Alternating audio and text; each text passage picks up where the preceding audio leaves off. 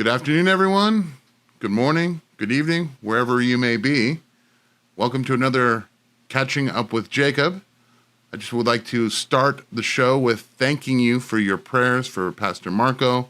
He has been in our prayers and our thoughts, and your continued prayer would be greatly received.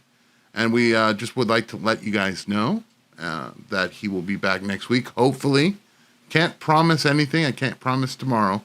But the plan is that we hope to have him back. So we're very, very happy. And I am very, very ecstatic to have him back, actually, because that means I don't have to do this anymore. But nevertheless, we're here. We're ready. And we have Jacob Prash with us. Jacob, how are you doing? Blessings of Jesus. I am doing well considering the circumstances. Of course, I'm distressed about what's happened to Charlie Kirk and various other things. Nonetheless, the Lord is still in control. Amen. And absolutely, Amen. solemn time. Pierre, we have you this afternoon here in LA. How are you doing, my brother? Yes, greetings, everyone. Good to be again with you guys, Jay, and looking forward to this. Thank you so much for coming on. Davey, down in Australia, how are you doing, my brother? Yeah, doing pretty good, thanks. Yeah, better now I've got my coffee. I should have made 2 cups, but that's all right. I'll work with one. And Elon, you're going to stay with us a little bit. Make some comments on... For a while, yeah. Great. Good to have you. I'll throw a few words in here and there. That'd be great. Well, let's get started. First off, do you have any announcements, Jacob, for upcoming events? Yes, I'm due to be speaking at the Crossway Christian Fellowship, a Moriel-affiliated fellowship in Bournemouth on the 27th of September, I believe. The time, I think, is at 10:30 a.m. It's listed on the Moriel itinerary page. You can just Google Moriel itinerary. It'll give you the location, and it will give you the time. That's this month. Next month, we have a conference in Scotland in Gartmore House. There are only a few places left. You can contact Mar Gillen, who's the organizer for Moriel in Scotland. It's at Gartmore House in the Stirling Forest area, north of Strathclyde, north of Glasgow area, not far from Loch Lomond. Some places are there. I'll be joined by Pastor Chris Bruff. After that, I'm due to be in Newton Abbey, Northern Ireland, Belfast, Northern Ireland, Donegal in the Republic of Ireland, and Boyle in County Roscommon in the Republic of Ireland.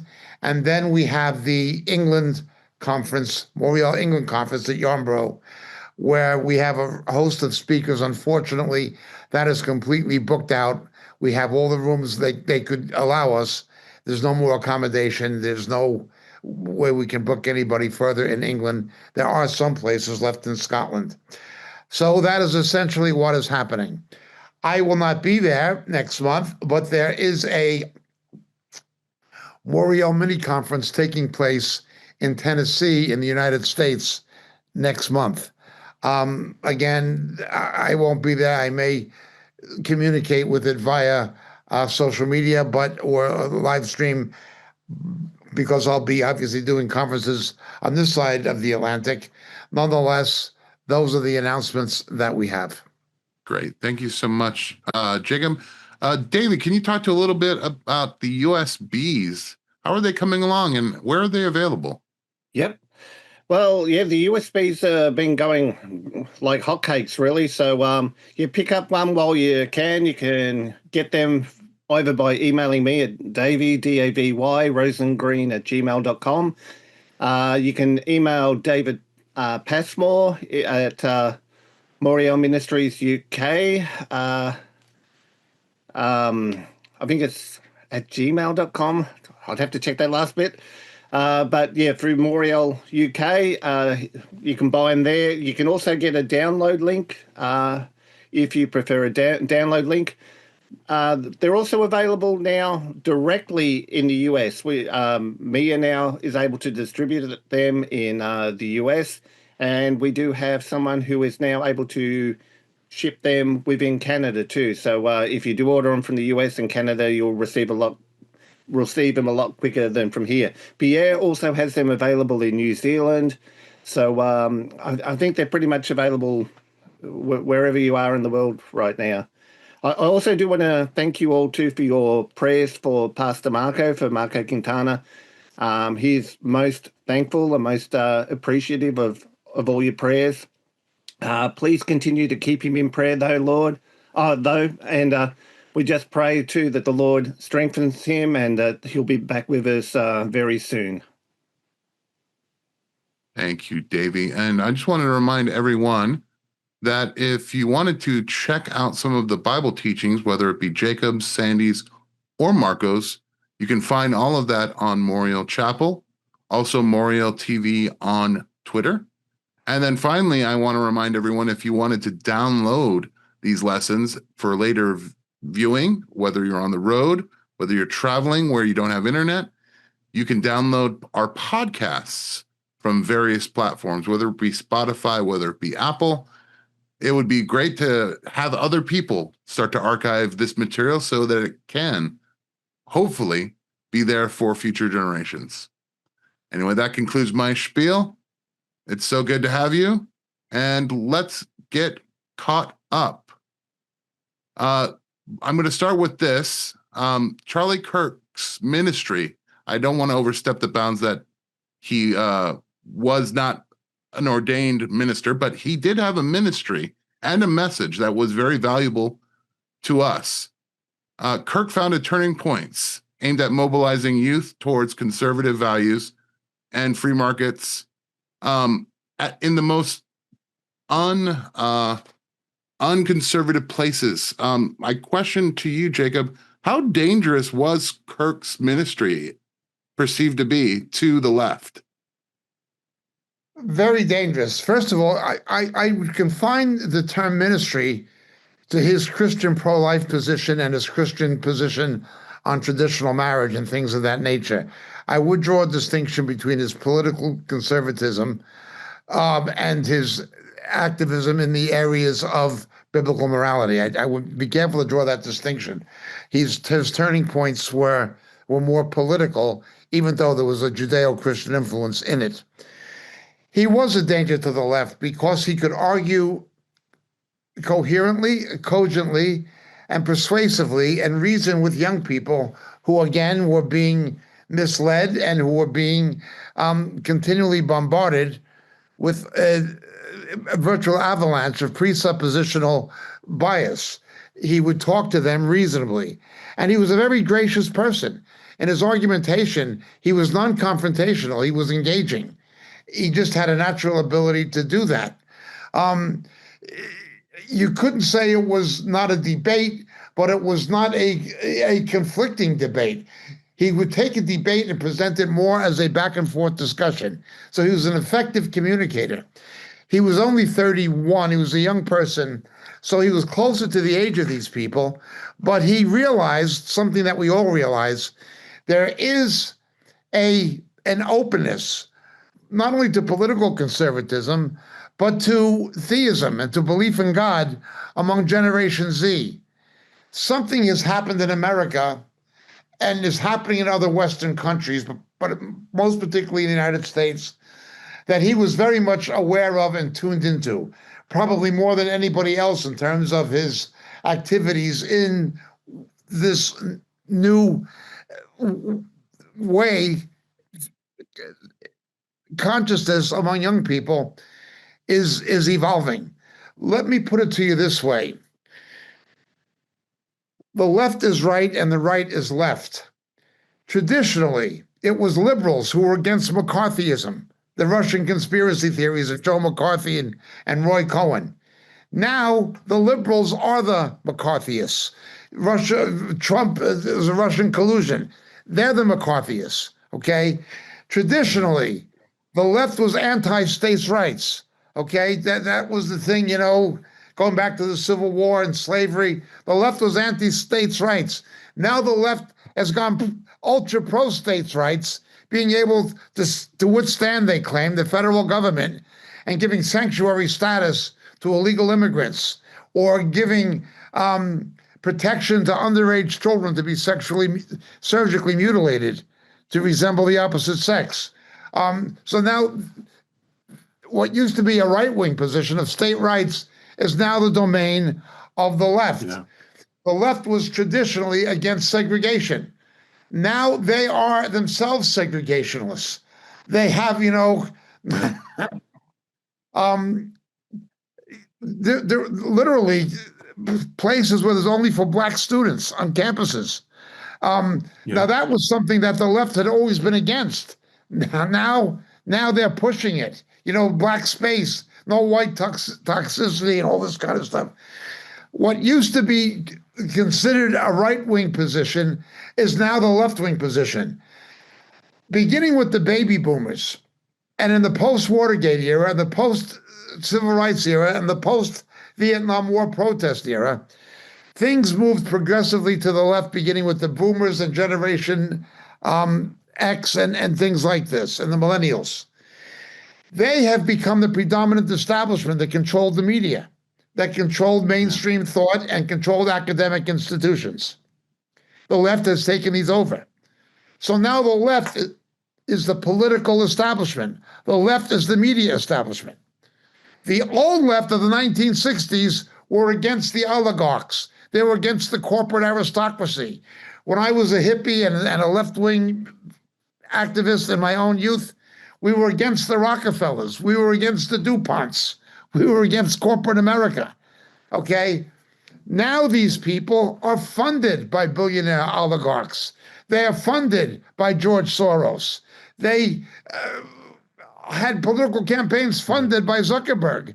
They have left-wing funding for left-wing positions coming from Bill Gates, from Warren Buffett.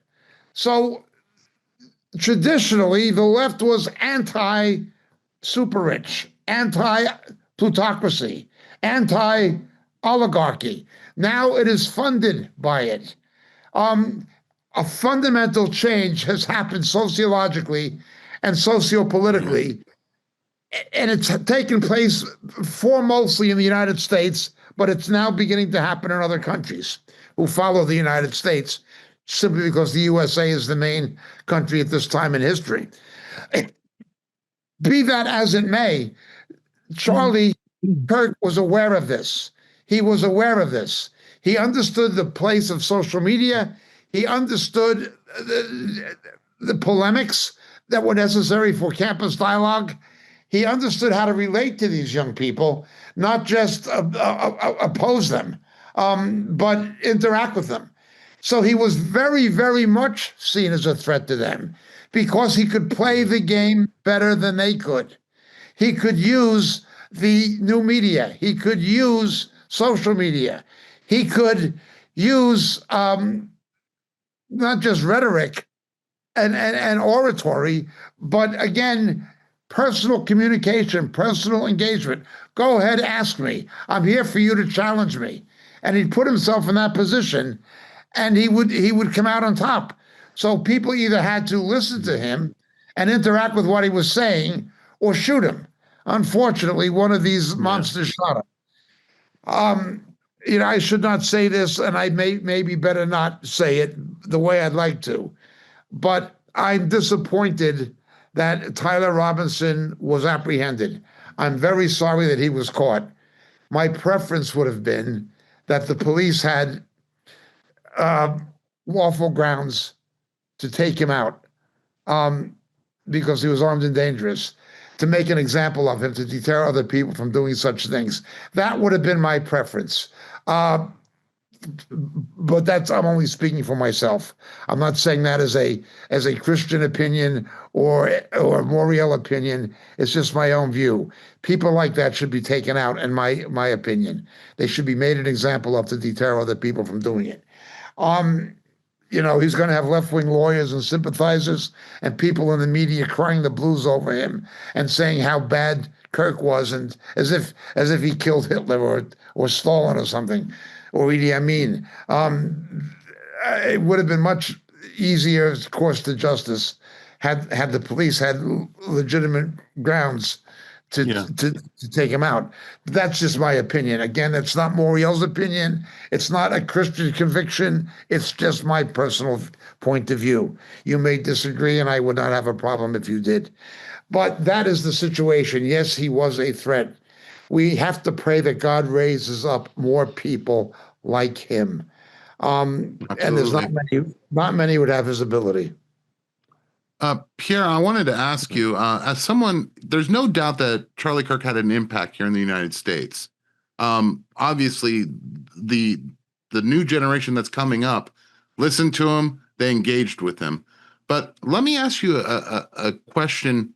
As far as like where you are in New Zealand, is he even known there at all? Oh, absolutely. This has had ramifications all around the world. And, the news broke here quite early because it happened probably just as most New Zealanders were starting their day. And you could see the impact with the amount of messaging that was going on and the response from people, the absolute horror in which people sort of saw this. And what's been interesting as well is that I've seen quite a few people that I know that have liberal viewpoints coming out on their social media locally stating that this was not called for, this was not what should have happened, and they don't agree with what's taken place.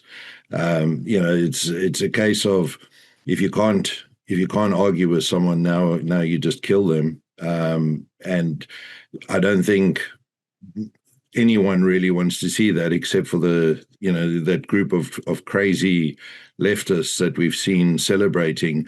It actually reminded me when I saw the videos of some of these people celebrating his death. It was no different to the way the Palestinians celebrate when they hear that Jewish people have been killed. It's Very similar. They're of the same spirit. So yes, it has had quite an impact over here. Interestingly enough, our deputy PM, who's acting, actually wanted to acknowledge Charlie Kirk in Parliament, and our Labour and Greens parties were trying to oppose it. But he had his moment. There was a video of him actually making a statement about the use of free speech and why it should be a reminder to everyone how dangerous it is when we can't debate anymore. And I've seen even in places like South Africa, the impact has been quite dramatic over what's happened. And we spoke earlier about how this could be a real impact in what happens next in the world. You almost get the sense that, people can no longer be fence sitters. You kind of got to choose a side now. So it's going to be interesting to see what happens in the coming days. I guess I'll ask you since you're in Israel. Elon, same question. Was he well known, or is he now well known? Before, Well, do you wrestle with the same divide? Go ahead. Well, he there was he knew Bibi and some other senior Israeli figures, so he was certainly known by figures within the government, and also in the Israeli media. If people watch the Israel Report, there were people praising him very highly as a real friend of Israel. So I don't know how much he was known among the general populace, but he was certainly known at the top, and he was very highly regarded. So I don't think he was absent from the Israeli scene in terms of people. I think were aware of him, but maybe not all of the population, but obviously some were significant people. So and he was appreciated very much. David, I'm going to go to you because you are in Australia, where I think you're seeing the crackdown on freedom of speech like nowhere else in Western democracies.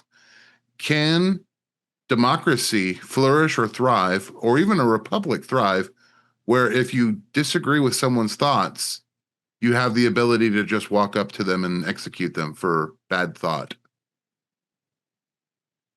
Yeah. Davey, that was for you. Yes, yeah. No, I realize I'm just processing and figuring how to answer that.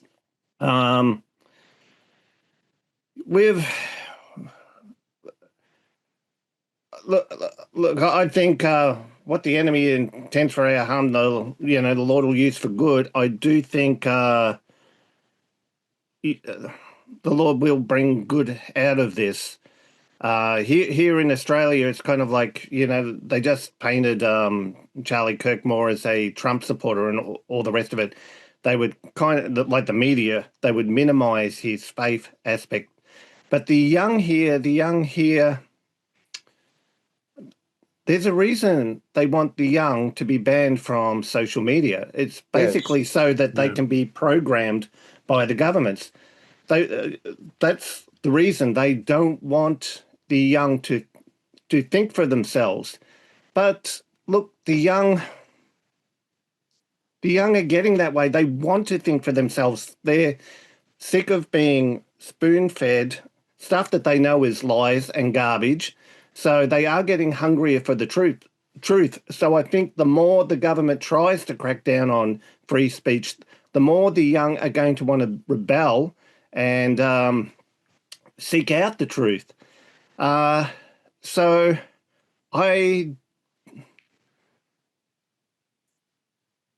look, the restrictions on our freedom are coming here quicker than we can count. It's just kind of like the assaults on our freedoms.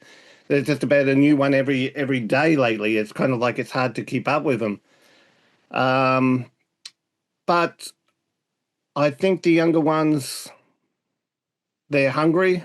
I don't believe the bans and all the more they try to impose the censorship and all the rest of it on them, I think it's going to stir them up more and more. We saw what actually happened in Nepal.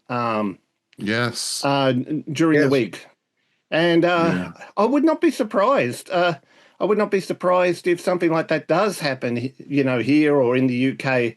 And not that I'm necessarily ever, I'm not for violence or anything like that, but I couldn't blame him. It was interesting. We had to have a Zoom meeting the other day, and it was something your wife said, Pierre, that, social media is an addiction. You look at the younger generation, they're always on their phones, they're walking around, they can't even cross the street, without stop, they don't stop looking at their phone even for a minute, Okay, you deprive them from something like that, they're going to be like a junkie, craving for the next hit. You can take away their guns, you can take away the machetes, they'll grab whatever they can, whether it be axes, chainsaws, you name it, they'll grab whatever they can. So look, I think the thing with the Charlie Kirk that got to me the most was the response by our politicians. I saw it with the Democrats. I saw it with most nauseatingly, disgustingly, sickeningly, I think of all of them was probably the EU. The way they reacted. They're the ones who are actually responsible, more so than Tyler Robinson. Tyler, Elon shared a post with me recently, and I agree with that post 100%.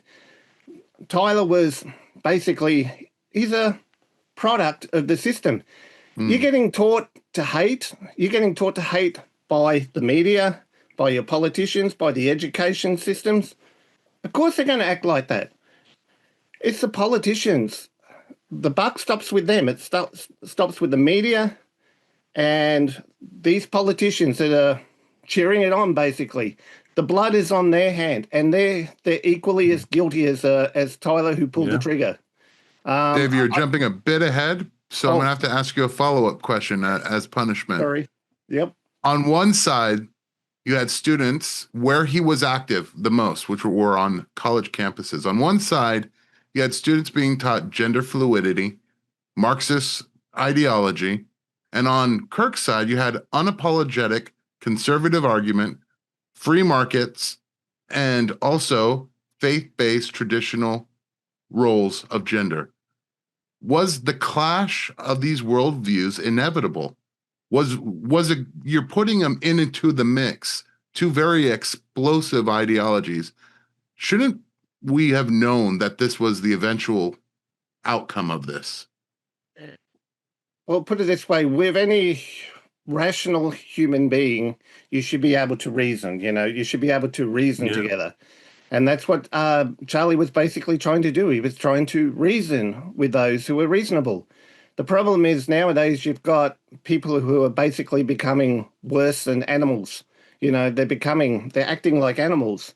Just, it's interesting you mentioned the trans thing too. I believe the timing when Charlie Kirk was shot, it was as he was beginning to talk about, like the trans issue. And then I did see that there was something on the gun that had something to do with sort of trans sort of thing. So, Tyler may not have been trans, but again, this is kind of like the trans violence stuff again, basically. I would put it in the same category as the trans violence stuff, Yes. None of the politicians will address the elephant in the room, Yeah, they want to do the ban the guns, the guns kill people. No, it's the person behind the gun. It's the ideology of the person pulling the trigger that needs to be addressed. When they're not going to deal with the ideology, doesn't matter what,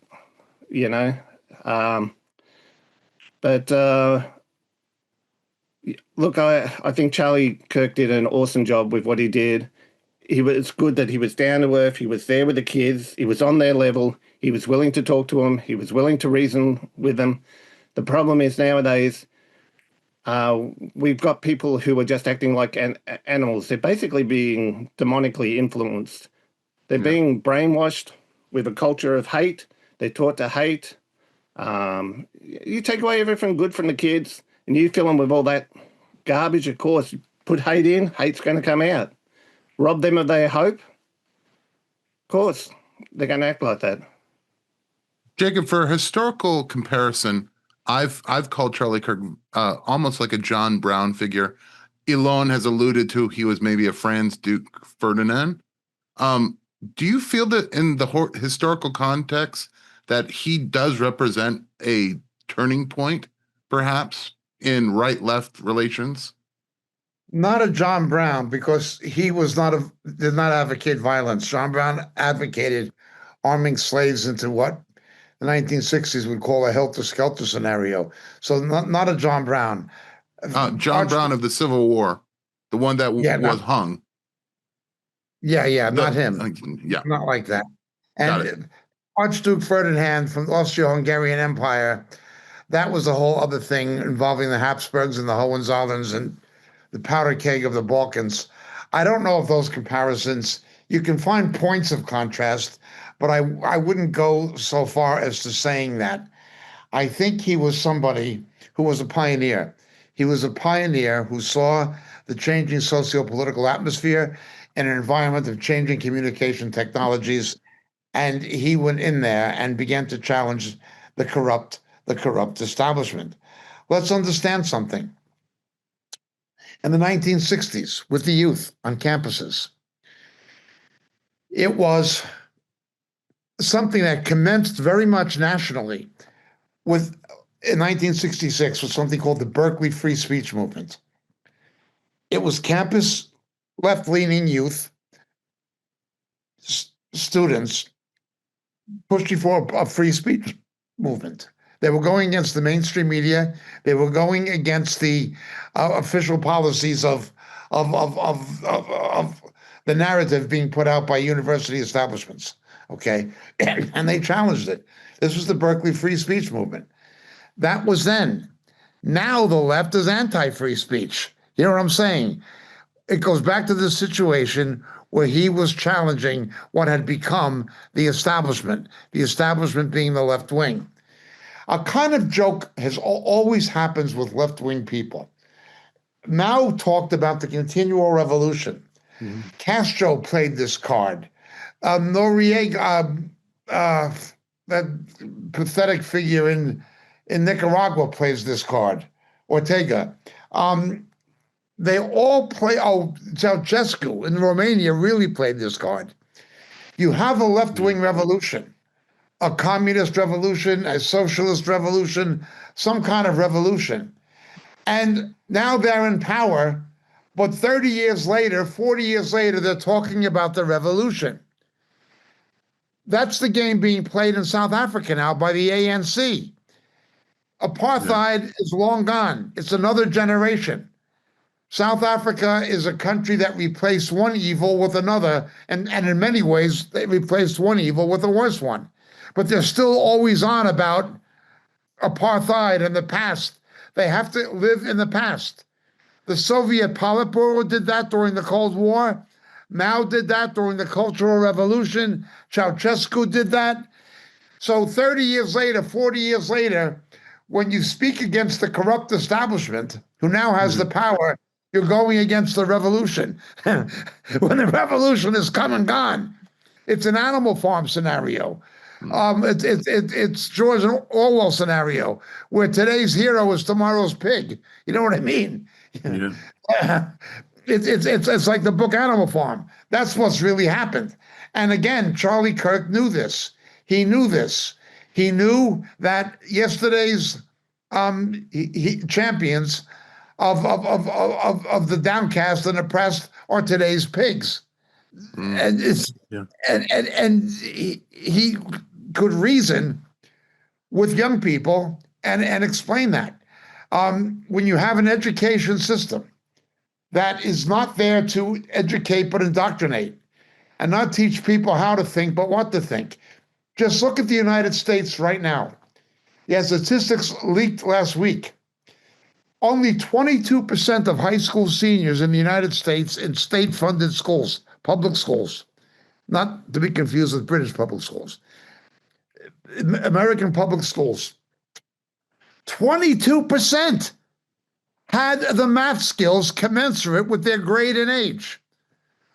Only about 35% had the reading comprehension skills of their age and grade. It's a system that was designed to fail. Yet that does not mean the students are stupid. It means the system is corrupt and broken. And then that's what it means. And it means the teachers' unions are garbage. That's what it means. Well, Charlie Kirk knew these things, and he knew how to go to these young people on campuses and talk to them directly about what was really happening. That is a threat to the establishment. One of the things that really just made me angry was watching social media, and many people were celebrating. Like I think one of you mentioned, when anytime Hamas attacks and kills someone in Israel, they celebrate. And the idea came to mind that, from what I was seeing, at least the people that were reveling in Charlie Kirk's assassination, was the idea of a picture of Revelations when the two witnesses were killed. That's right. A hint of that. It's very much like that. And I had to remind myself, forgive them, Father, for they know not what they do. But at the same time, the rage was there.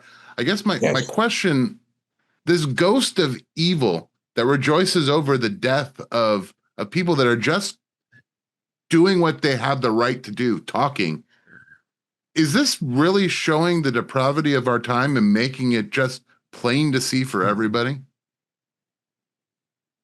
Anybody on the panel is fine.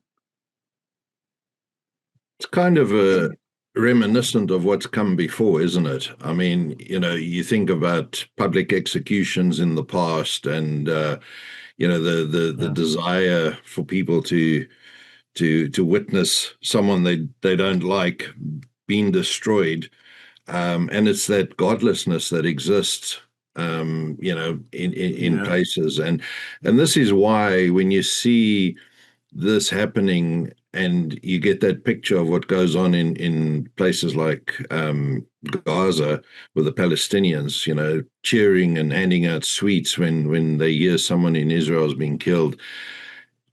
It's pure demonic. You think about why did they hate Charlie Kirk so much? Well, the main reasons were, A, he told the truth, but more than that is he always put Jesus first. And, Yes. he was targeting the youth to help them understand. And it wasn't just that he was targeting them, he was actually having an impact, as Jacob said. So he was actually starting to turn these people into sitting back and taking a look at their lives and having a different view of it.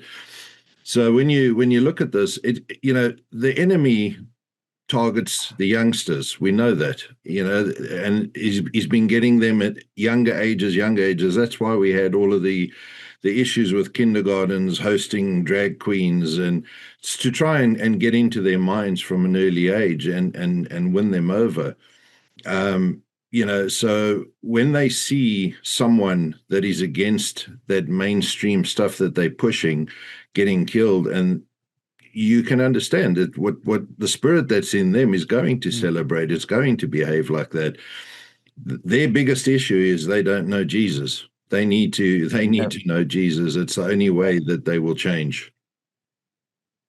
Yeah. What Pierre highlights about, obviously, Charlie's faith is something that should be in the forefront. He's a friend of Jack Hibbs, and he had been talking to Jack Hibbs, who I know, we all know. I did not myself know Charlie personally, but I knew people who knew him, and Jack Hibbs was among them. And he had a conversation with Jack Hibbs just before he was murdered, from Calvary Chapel, Chino Hills. His faith was central to his life. Pierre is absolutely correct. That is the one thing we can rejoice concerning. Now, I was heartbroken looking at his poor wife and his little kids, 1 year old, 3 years old, going to be without their father. It was just absolutely emotionally devastating and anger provoking. But he is with Jesus. Thank God he knew the Lord. He was not just a someone I agreed with ideologically or politically. He was not just the figure who's noble of character. He was Christ-like of character. He knew Jesus. He was born again. He was saved. He was a brother in Christ. That is about the only solace or the only respite from the tragedy that I can find, is that he's with the Lord, and we'll see him again, as will his family. Pierre is absolutely right. His faith was foremost. No. This may be a bit of a wake-up call too, hopefully, to the pre-trib camp, to those who basically say that, we're not going to suffer, we're not going to go through persecution, we're going to be out of here before any of that happens. I think that this should be a real wake-up call. The realities here, persecution has come to the West, so I pray you're right, Davey. But having talked to many of the pre-trib camp, their head is firmly in the sand for the most part. Yeah. Yep. Yes.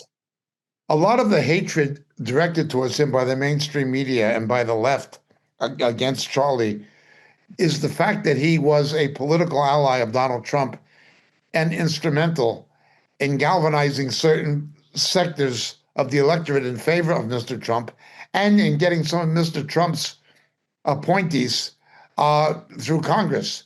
He played a role in doing that through his website. You have a situation where the Democratic Party used to fancy itself as the party of the working class and of the blue-collar workers. But you find in Michigan and in Indiana and in Wisconsin and in these industrial states, Rust Belt states around the Great Lakes and so forth, those people have increasingly turned to Donald Trump. They've increasingly turned away from the Democratic Party to Donald Trump. This is in parallel to what is happening in Britain with so many, not only from the Conservative Party, but the Labour Party turning to the Reformed Party with Nigel Farage and Mr. Lowe and so forth. So, but again, the epicenter was in America.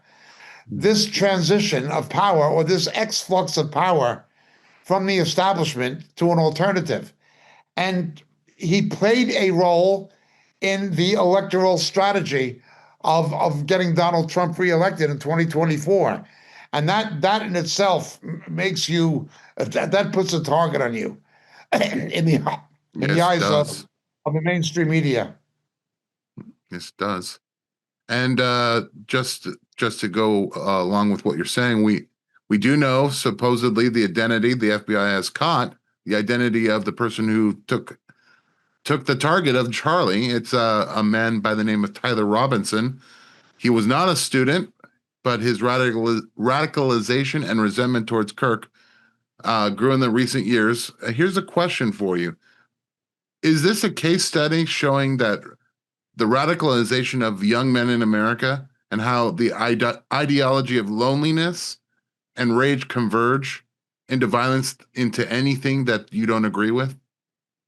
Because this was the target audience of Mr. Kirk, to try to sway them with solid arguments, and yet that The fact that he left university as an engineering student in order to go to a trade college, a polytechnic, to learn to become an electrician.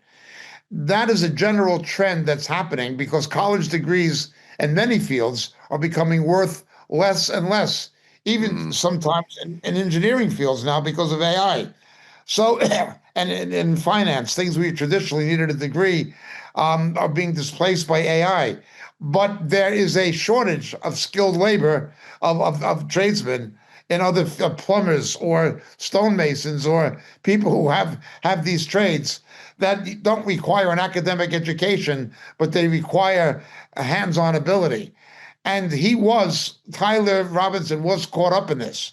He found himself, in university where you rake up student debt, where you pay a lot of money for a degree that's going to be worth less and less in many cases. And he leaves university in a culture that always pressed people to go to university and is looking for a way to deal with the new economy. What you have in the United States and other countries but particularly the United States, again, it's at the forefront. You had the high-tech revolution displaced blue-collar jobs, the manufacturing economy. The same as in the 16th, 17th, and 18th century. The world went from an agricultural economy to a manufacturing economy, the factory culture, okay? In the 20th century, it went from a factory culture to a high-tech culture. But now with AI, that's happening again. Something just as radical as the high-tech revolution, something just as radical as the Industrial Revolution is beginning to happen with AI. This is going to cause a lot of not only economic, but socio-psychological displacement among both males and females. And we know from history, when people tend to be displaced socioeconomically, they look for some kind, they're inclined to some radical political solution to something that is essentially an economic problem. That has happened very, very often. When the agricultural economy collapsed in the United States, the plantation owners of the American South were fighting to keep cotton king when steel mills were being built in Pennsylvania and then things like this. This is the one area Marx was partially right. When you have a fundamental change in the forces of production, you're going to have social and political upheaval. That happened with the Industrial Revolution. That happened with the high-tech revolution. Everybody has a world in the 1960s. You said everybody was going to have a computer and a cell phone, and it happened with the high-tech revolution, but now it is happening again. And the pace and rate at which it's happening is gaining momentum. It's accelerating. And a lot of people are displaced. With that kind of social displacement, you will have people who find themselves in an economic category defined by uncertainty. And we don't know what AI is going to come to. And in that uncertainty, they look for some kind of an easy solution, which often takes the shape of political radicalism.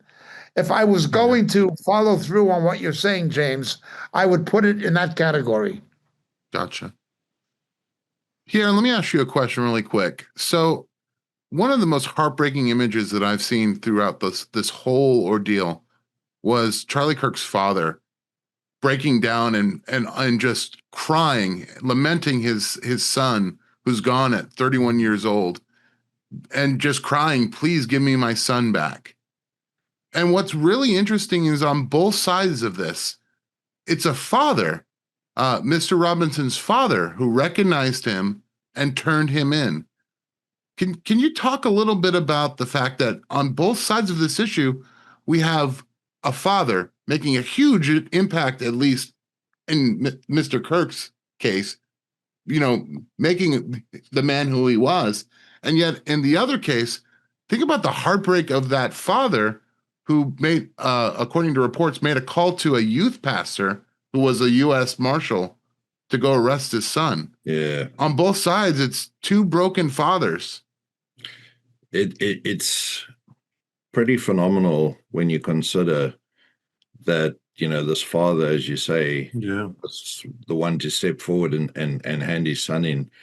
But I think what we need to remember is that, we can raise our children with all the values and principles that we have, but when they get to being adults, they can still make their own decisions in this life. Yeah.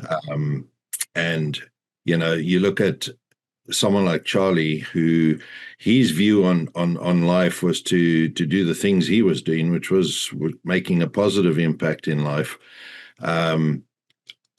If you've got a father like this Tyler Robinson's father who's willing to hand his son in, it means that he obviously has some strong values as well in terms of what's right and what's wrong. The fact that he called a youth pastor implies that there's probably links there with some church affiliation. And you do have to look at it and go, it's really sad that some sort of fundamentalism has been put onto this young man, that he has lost his way and probably lost what he was raised with. If he didn't reject it from the beginning, because he may have rejected it. There are youngsters who rebel against their parents. And as a father, I can say that all you can really do is do your best and try and teach your children, what values they should be kind of living by being an example to them as well. And especially if you have God in your life and it's, the main part of your life, if God is leading your family, that's the best opportunity that you would expect for a family to grow together and have young people coming out there much sort of stronger in their faith, and that somewhere along the line you've had this young man lose his way, and I think it must be absolutely heartbreaking. It must be one of the hardest things for a father to have to hand in his own son. Yeah. And then you look at the flip side of that. He would have been looking at Charlie's father and seen a man who has lost his son, and the devastation of knowing that your son took someone else's son, is just horrendous. So, it's we need to be praying for his father as well, because their family will be going through some serious hurt. But it is a complicated one, and it does remind us, that we all have free will, and unfortunately, you can do what you can do, but people do get waylaid in their lives. And radicalism is a growing thing. We've seen it, particularly with Islam, how easily they corrupt the minds of people. And the left is no different. They are very radical, and we've seen it with things like Black Lives Matter and some of the other movements that have been going on. Yeah, if you have a lonely young man, you don't know if he was on any kind of medication. We know medication these days plays a major role. Spending a lot of time on the internet, social media, getting into really worrying sort of groups where things are being discussed and ideals are being put forward that he might have thought was a good idea. And soon you have people being brainwashed and, kind of willing to make decisions like he made. So absolutely heartbroken for both fathers because they've both lost their sons. Yes. One good thing with Charlie Kirk's father is the separation, at least, is only temporary. It's That's kind of right. like he'll be able to have his son back for all eternity. With Tyler Robinson, well, the outcome of that's still, to be decided, I guess. I think it was a good thing, his father turning him in, because one of the things nowadays, especially with the young, they're not taught that there's any consequences for their actions. So now Tyler's got to face the consequences of his actions, and maybe that can be one thing that can bring him to that point of breaking, which could lead to repentance and him coming to know the Lord. So there could still be hope for them. So I do think it was a brave thing that father did, and it may not. I wouldn't put it down as a callous act or anything like that. What he probably did was for his son's own good. Yep. I have another question. So here are some facts that we kind of have from the investigation. The suspect, Mr. Robinson, Tyler Robinson, was sending digital messages to an associate on Discord server, I believe, about retrieving a rifle, engraving the bullets, and the use of a scope. A high-powered bolt-action Mauser 30-06 was recovered near the campus, and the surveillance caught him in specific clothing and changing twice during the act, which also, if we remember from the original reports, they had someone in custody that they were dragging off the day of the attack. So we presume that was the person that was the attacker. However, this gentleman, this young man, Tyler Robinson, was able to evade capture, which here's the question that I have. With such clear evidence, does this move the case beyond a lone wolf scenario into something that's premeditated and perhaps had outside help? Quite possibly, obviously, but you hit the nail on the head with the premeditation. I've fired a Mauser. A Mauser is not a hunting rifle. It's a military weapon. Yes. There's only one reason to have a Mauser. The prepositioning of it, that will show premeditation. So you're talking first-degree murder. You're not talking about second-degree murder or something that can be even pled down to second-degree murder. This is premeditation. So you hit the nail right on the head from a legal, not that I'm a lawyer, but you hit the nail right on the head from a legal perspective. Did he have collaboration? It could, but that will be hard to prove. It will be hard to prove. The other party, if they were involved, could say, I didn't know what he was planning to do or anything of this nature. Last question for the panel before we move on. This is a very somber topic. Do you think the message of what Charlie Kirk was trying to communicate to the youth of the world, do you think it will live on and be much louder, or will it be diminished by his passing?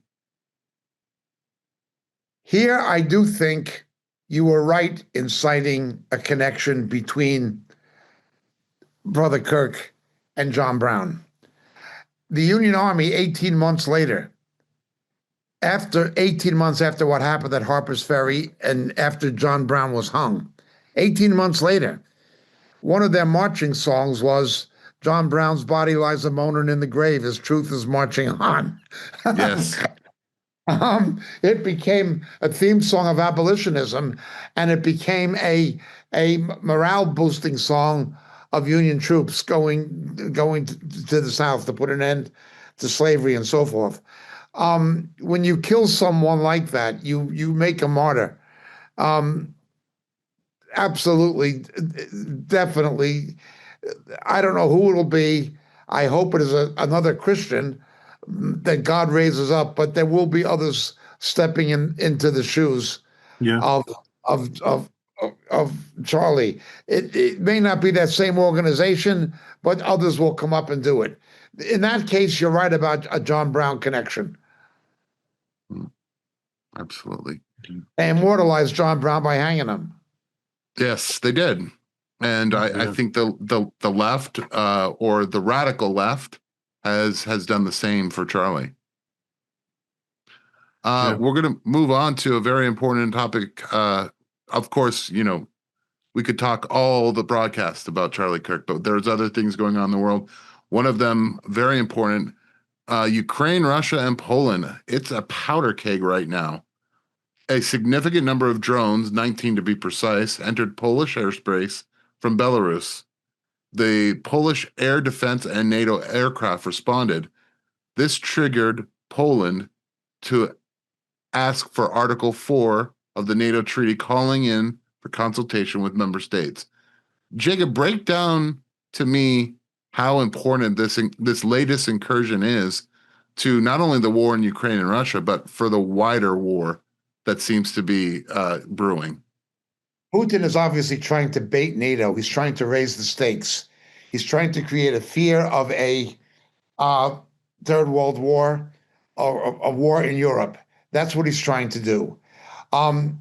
It will reinforce the fears of people in the Baltic states and of Eastern Europe who were formerly in the Warsaw Pact and now are in NATO, that he's actually trying to rebuild the Iron Curtain. That's what it will do to the mentality of people in Bulgaria, in the Czech Republic, in Hungary, in Poland, and in Latvia, Lithuania, and Estonia.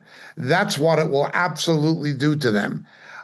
This guy might have begun with Armenia, and then he goes to Crimea. Now it's the Ukraine, and now he's going for Poland. It is definitely going to consolidate the thinking of people in Eastern Europe who came out from the back of the Iron Curtain to think that he's trying to rebuild it. His game, of course, is to bait NATO and to create such a fear of this war expanding in this way that it gets out of control. That'll be an East-West conflict, back to the Cold War, another Cuban Missile Crisis, that he can capitalize on it to try to save his own neck. Because Russia is in trouble domestically, it's in trouble politically. It's in major trouble economically. Major trouble economically. More than the Russian people are beginning to feel it. They know the government's lying to them now. It's like the way it was during the Cold War. If you want the truth, listen to Radio Free Europe. Don't listen to Radio Moscow. They're going to lie to you. People in Russia are beginning to see that. Another thing is Kaliningrad. Kaliningrad is part of Russia, but it is geographically detached from Russia. It's next to Poland. Those people have had conscripts sent into Putin's Russian army. Putin does not want a lot of conscripts dying from Leningrad, St. Petersburg, or Moscow. He's taking people from other areas of Russia, including Kaliningrad, and they're beginning to talk about a separatist movement, independence. He's in trouble. He's in trouble domestically, politically, and economically. And he has to raise the stakes somehow. He has to force concessions from the West. He's trying to bait NATO. That's what he's doing. I would agree. Now, some of these comments from the leaders, starting with Poland, are very disturbing. And if he wanted to try to escalate it or threaten, it seems the threat was heard loud and clear, especially when you consider Poland's Prime Minister Donald Tusk said closer to conflict, that this country is now closer to conflict than it's ever been since the Second World War. Yes. Zelensky, also adding to it, stated that Russia is testing the limits of the NATO alliance and humiliating Poland. And then the United States response for President Trump, what's with Russia trying to violate Poland's airspace with drones? Here we go. It's very interesting because if I wish Christoph were here, because there's a huge, well, it's a garrison, 10,000 American soldiers, mostly special ops and NATO special forces are in Poland. So was this inevitable, Jacob, that we would have some kind of attack in Poland, considering that it is the staging point? The risk was always there. Remember, you had Dutch and Italian as well as Polish jet fighters that were scrambled to shoot down these drones. But some of the drones, they did not just hit eastern Poland along the border with Belarus. They hit not Warsaw, but close to Warsaw, not too far from Warsaw. It was not just a border incursion or an aerial border incursion. Those drones went significant distances into the heartland of Poland itself. And it has sent shockwaves through the Polish people. Absolutely. Mr. Trump doesn't like Zelensky. He realizes the corruption of the Ukrainian government because of Biden and Hunter Biden and all this kind of stuff. He does not want to betray the people of Ukraine necessarily, but he doesn't trust the Ukrainian government. And to try to seem like a pre-spoker who could be bipartisan, he had to try to be friendly to Putin at the same time he was friendly to Ukraine. He couldn't seem to be standing shoulder to shoulder with Zelensky in order to try to broker a deal with Putin. Now he's being pushed into a situation by Putin where he's going to have to make a decision. And the decision he's going to have to make, obviously, what I predict the first reaction will be is that there will be less restrictions on Ukraine using the ordinance provided by the United States. It will not be as restricted. Additionally, Putin, while the Ukrainians would aim for military and industrial targets inside of Russia, oil refineries, military installations, things of that nature, the Russians would respond by attacking civilians. They would attack residential neighborhoods, even in Odessa, certainly in Kiev. They would attack civilians, try to terrorize. The Russian response was one of terrorization of the civilian population. What you may see now is a removal of the American hand and of the NATO hand, allowing the Ukraine to retaliate. You're going to kill our civilians, we're going to kill yours. It'll be like Gaza. You're going to kill our civilians, then you leave us no choice but to kill yours. It can go to that next step. That will be the next logical step, next logical military step would be that. Putin is trying to bait NATO. And everything Putin has done from the beginning has backfired on him. Yeah. Every single thing he has done has backfired on him, and this will backfire on him as well. Also, it should be mentioned that Poland is the main artery for humanitarian, military, and financial aid from NATO going to Ukraine. So any attempts to cut off that supply chain would mean some kind of incursion into Poland by Russia if they truly wanted to fight a war against NATO. Yeah. Yeah. So it's a sad, unfortunate fact that you're seeing that Poland is kind of that powder keg like it was in World War II. All the allies, once Poland was attacked, were obligated to fight. And it seems to be happening as a repeat of history today. Poland has always been a victim of its own geography, caught between Russia and Germany, always. But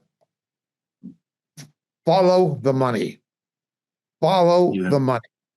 As Clausewitz said, war is an extension of diplomacy. Well, and diplomacy is an extension of economics. Follow the money. What am I talking about? not only what is happening to Russia economically, but Western Europe, all of their economies are in financial trouble. Germany Yeah. is in a prolonged recession. France is in real trouble. Italy is in real trouble. Greece hasn't known anything but trouble. The major economies of Western Europe are all in trouble. Yet every one of them now, including Britain, are talking about, since the day before yesterday, increasing defense spending. Yeah. So everything Putin does backfires. Now, these countries don't want to spend any more money on defense, but Putin is giving them the inducement to do it. Everything Putin does backfires on him. Okay. Just want to remind everybody we're at the hour mark, so we have a lot of questions. Davey, how many questions do we have right now? I actually haven't counted them up, but we got quite a few. Okay. I'm pretty sure we have quite a few, but if you wanted to add to the list, there's a possibility we might get to some, but please leave them on Rumble or we'll take them from YouTube as well. I want to continue the conversation. All of this is happening at the 24-year anniversary of the 9/11 attacks. And I think this is something that affects all of us almost equally. The Twin Towers represented Western economic dominance and cultural dominance. Their destruction was meant to humble the U.S. and the West and topple the regime. Here's my first question. Looking back 24 years after the 9/11 attacks, did the West win the military battle but lost the ideological war? Why does it seem to me in 2025 that while we were fighting over there in Islamic majority countries, that Islam seems more widespread with influence around the globe everywhere? The United States did not win either the military battle nor the ideological battle. You have a candidate, a leading candidate for mayor of New York City, a communistic Muslim who is pro-Islamist, who is anti-Semitic, who is anti-Israel in the Jewish demographic capital of the world, in the city where September 11th happened. Liberals are stupid. New York is a liberal stronghold, hence it is a buttress of stupidity. That is the nature of New York City. It is a stronghold of absolute stupidity in the general public. How can you have a Muslim about to be elected mayor in that city? And not a nominal Muslim. How can you have heathen savages on campuses like Columbia University, an Ivy League school, saying what they're saying and getting away with it, and the faculty supporting them in the city where September 11th happened? The failure began from the beginning. The betrayal of America and the West by the Bush administration, by the oil whore Bush administration of Bush and Cheney. They would not do what needed to be done. They would not cancel the green cards and the student visas. They would not block Islamic immigration to the United States after September 11th until they could filter out who was a radical Muslim and who isn't, to the extent that is even possible. Can you imagine after Pearl Harbor, if Roosevelt continued to give visas to Japanese immigrants? That is what Bush and Cheney did. That is the kind of betrayal we're talking about by rhinos who are no better than Democrats. No better than Democrats. Yet naive, gullible people had this delusion that the Republican Party is somehow conservative. Well, before Donald Trump, it was not. And the never-Trumpers, Ryan and Bush and Cheney and these people, they are nothing, as I've said many times, they are nothing other than Democrats who sit on the opposite side of the aisle. They are the establishment. They are all creatures of the swamp. The Saudi Arabians had the Bush administration and the Bush-Cheney administration in their back pocket. There was a betrayal. There was a betrayal. Saddam Hussein, that was the response. The second Gulf War with Saddam Hussein to September 11th. That was ridiculous. Yeah. They could have gotten rid of Saddam Hussein in the first Gulf War in 1991 with the backing of most of the Arab Muslim world. They could have gotten rid of him. But Bush Sr. left him in power.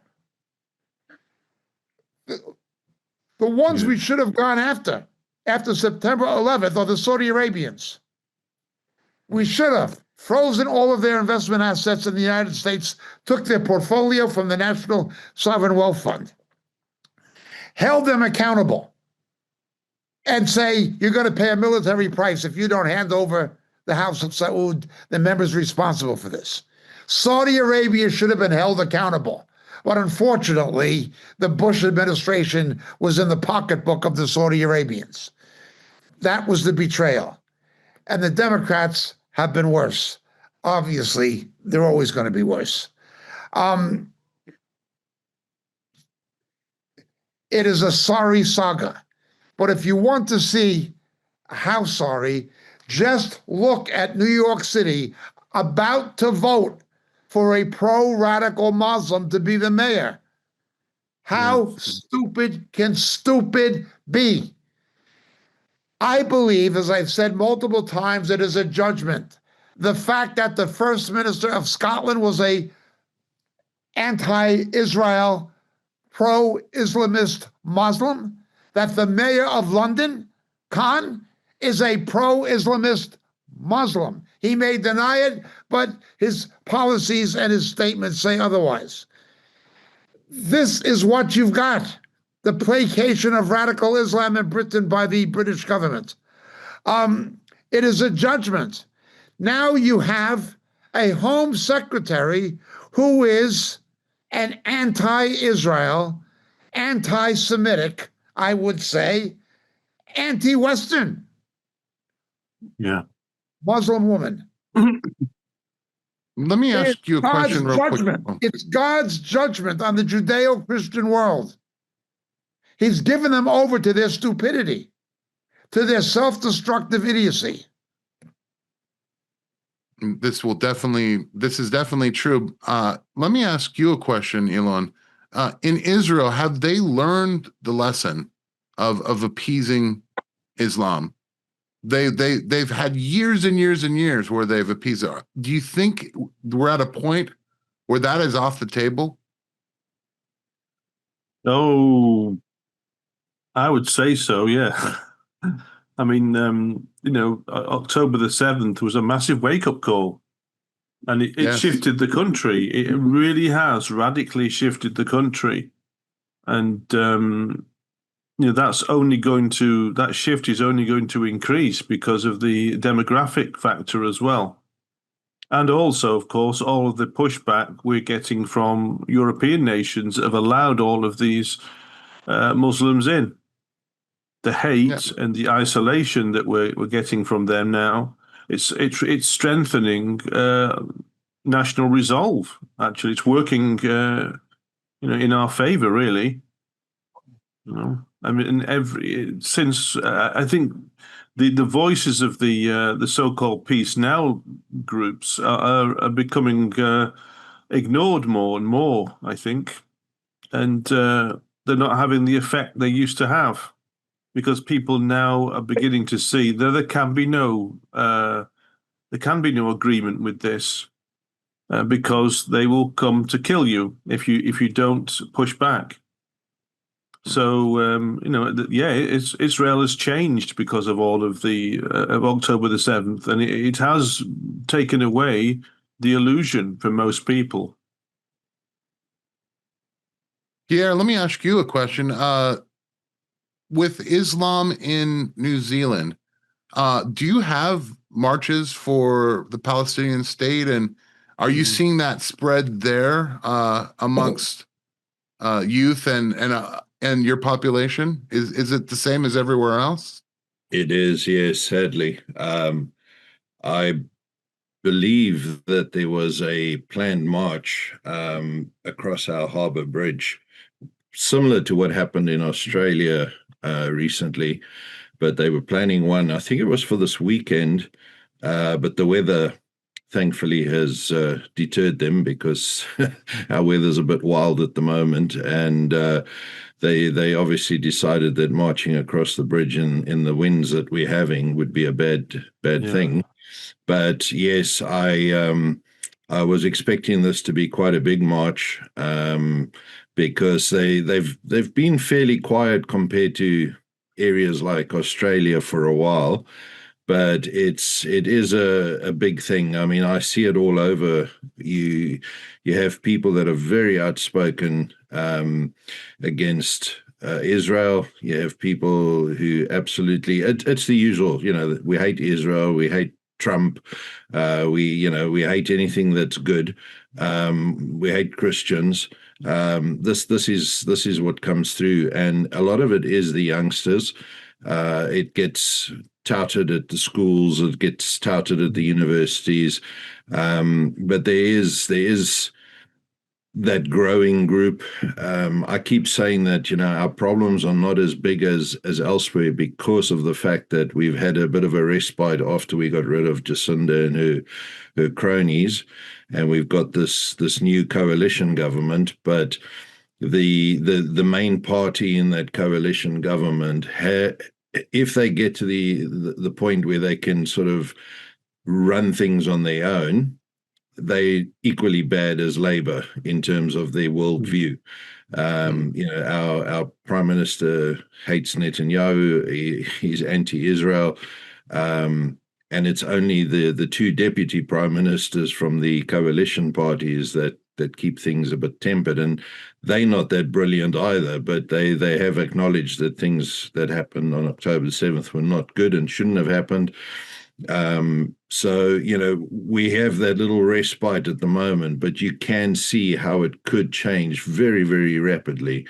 If one of these parties sort of gets control on their own, either the Labour Party comes back in, and they've got radical leftists with the Greens Party, and the Maori Party as well. And I was mentioning earlier before we went on that the co-leader for the Maori Party went into Parliament dressed like Julius Malema from South Africa, with a red beret and basically chanting the same things. And he stands for killing white people, killing the Boers. So it's Yes. There's some real issues, and the whole anti-Israel thing. It's all part of that leftist agenda that we see all over. Yes. Yeah. Yes. Although Helen Clark is gone and Adern, who was a terrible person, is gone, their legacy endures. There's Yes. other people just the same as they are. What is also interesting is that despite my doctrinal theological misgivings about people like Brian Tamaki, who I know, who I did know a number of years ago, the Maoris are divided because Maori Christians tend to be pro-Israel. They do, yes. And outspokenly so. Outspokenly so. Yeah, they've had some big marches. Yeah, it's sad, that their theology is so off the wall, because they are the only group that is actually willing to stand up and do things that are against what's going on. And it's not just the fact that they target Islam, and that we have a really large group of Sikh believers, in New Zealand. We've had a huge influx, and temples being built and that, and they march and against that as well, and kind of let people know that this is a Christian country, or at least it should be a Christian country. Although I think that's evaporating very quickly. But yeah, they're the only people that are willing to actually stand up is Brian Tamaki's group. And I think they're the only group that scares the government a bit. Yes. Yes. That wicked gender woman. What was her name? Georgette Bay, the crazy one who was in the Beehive in the Parliament. Yeah. Um, she's dead now, but they were the ones who opposed her, and it caused quite an uproar politically in the nation when they did it. Mm. But also remember, Sikh people from India, they have a centuries old hatred of Islam. Mm. The Yeah. Sikhs and the Muslims are Yeah. traditional enemies. And again, I think that's also been our saving grace, is that, you know, we've had way more of them coming in than the Muslims. So Yeah. it's sort of balanced and tempered at the moment, but you can just see how it's sitting there waiting for something to shift, and then everything will just go with it, you know. Yes, yes. If I may ask, Davey, a question to you along this topic. 24 years after the 9/11 attacks, the spread of Islam is a global concern.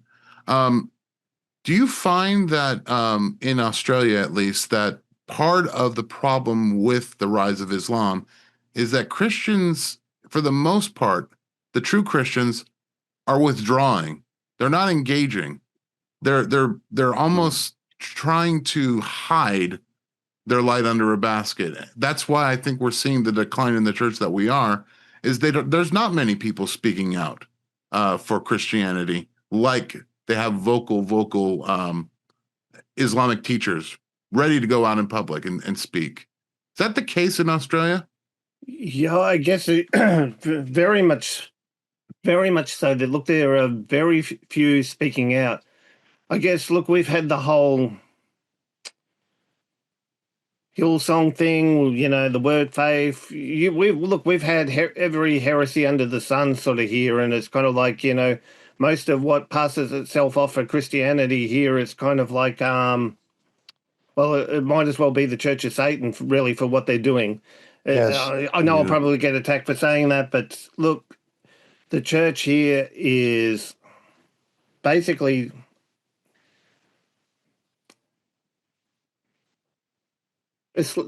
for me to say it's asleep, it'd be an understatement.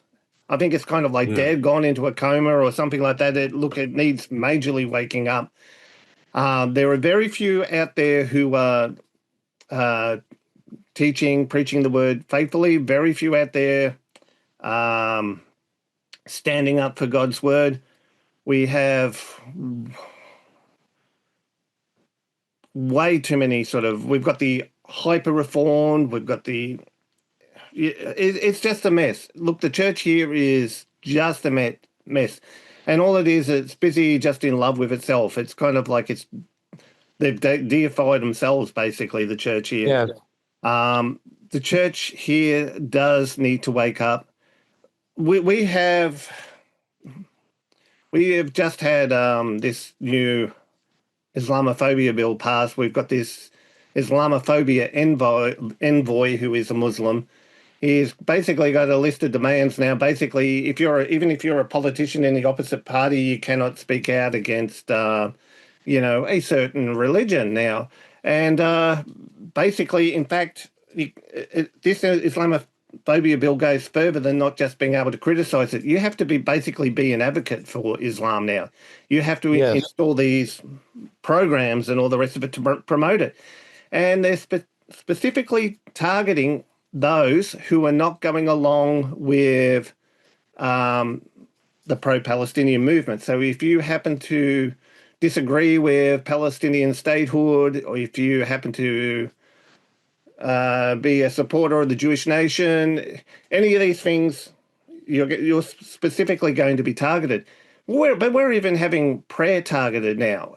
Just like Quebec in Canada, where they're trying to ban prayer outdoors, we've just had discussions in Parliament in New South Wales where they're trying to discuss, okay, what prayer is lawful and what prayer isn't lawful now. So they're outlawing certain forms of prayer, what you can pray and what you can't pray. This is where we're coming to. Look, thanks to actually certain policies that are even criticised in this country anymore, such as like the immigration policy. we have got a flood of, Islam is exploding here, basically. Islam is just kind of exploding here. But you've got, I can't say they're good intentioned, but you've got pastors, churches getting in bed with them, basically cooperating with Islam to do Yes. things like, projects and Islam. things. What do you call it? Highlighting how good Islam is and how it's played such a role in our history and all the rest of it. Really, It's a far cry from Remember, September. Brian Houston stood up at Hillsong and said that Allah is the same God as Christians. that's and right. Jews. I remember that now. Yep. Yeah, and he's not the only one. I think there's others have gone even further than that. Yeah. On a local note here, we had thankfully he's gone. That was the Lord is merciful. The Lord got rid of him out of this town here at the start of the year. But 10 years ago, we had I'm not promoting the Catholic Church either. I'm not justifying them or, that. But we had a Catholic priest here come here 10 years ago. The first thing he did when he came here, he got together with the Uniting Church. He got together with, I think it was the Salvation Army. He got together with 3 other churches here. He wrote a play called Minaret, and he put on a play here to raise money for the building of the local mosque here. The last thing he did before he left here was he was at the opening ceremony of the mosque. Thankfully, not in his Pippi Longstocking outfit, because his alter ego is Pippi Longstocking, so he likes to dress up as Pippi Longstocking in his spare time. Don't ruin Pippi Longstocking, please. I kid you not. Never look at that as the same ever again. Moving on. Something that is horrifying.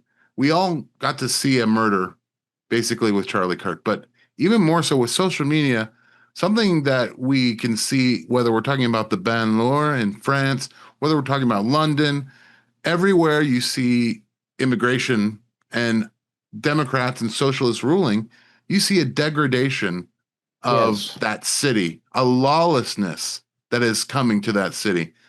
Case in point, in Charlotte, the light rail transit system, billions of dollars are pumped into mass transit.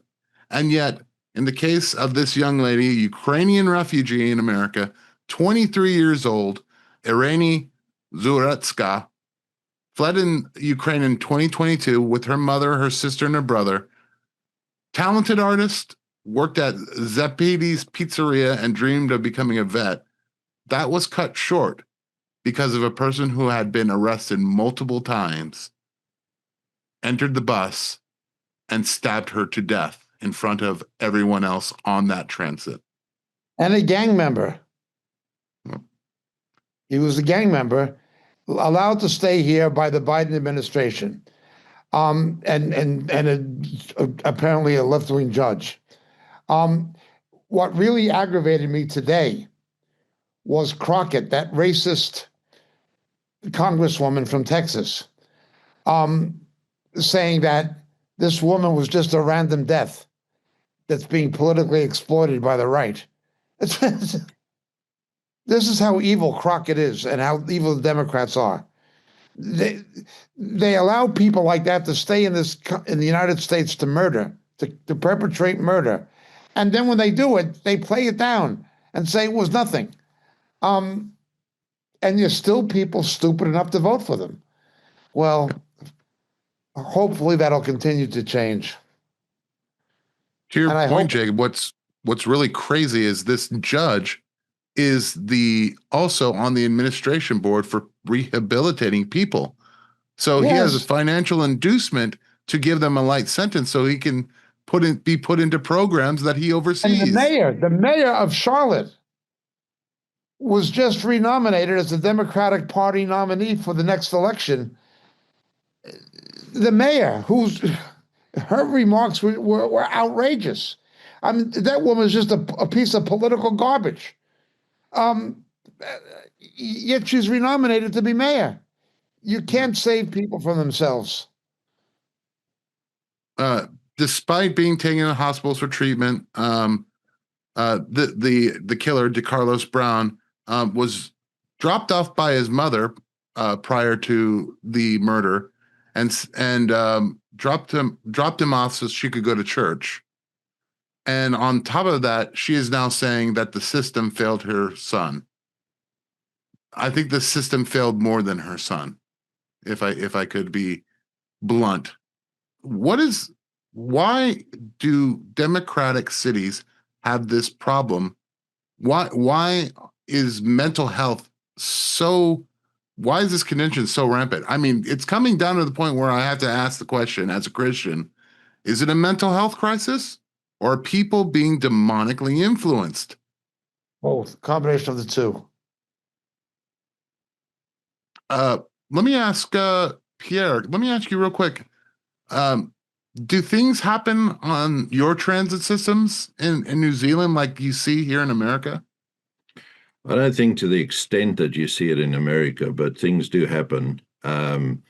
What we have seen here in New Zealand is like you've just mentioned, other countries where or areas where you've got a huge influx of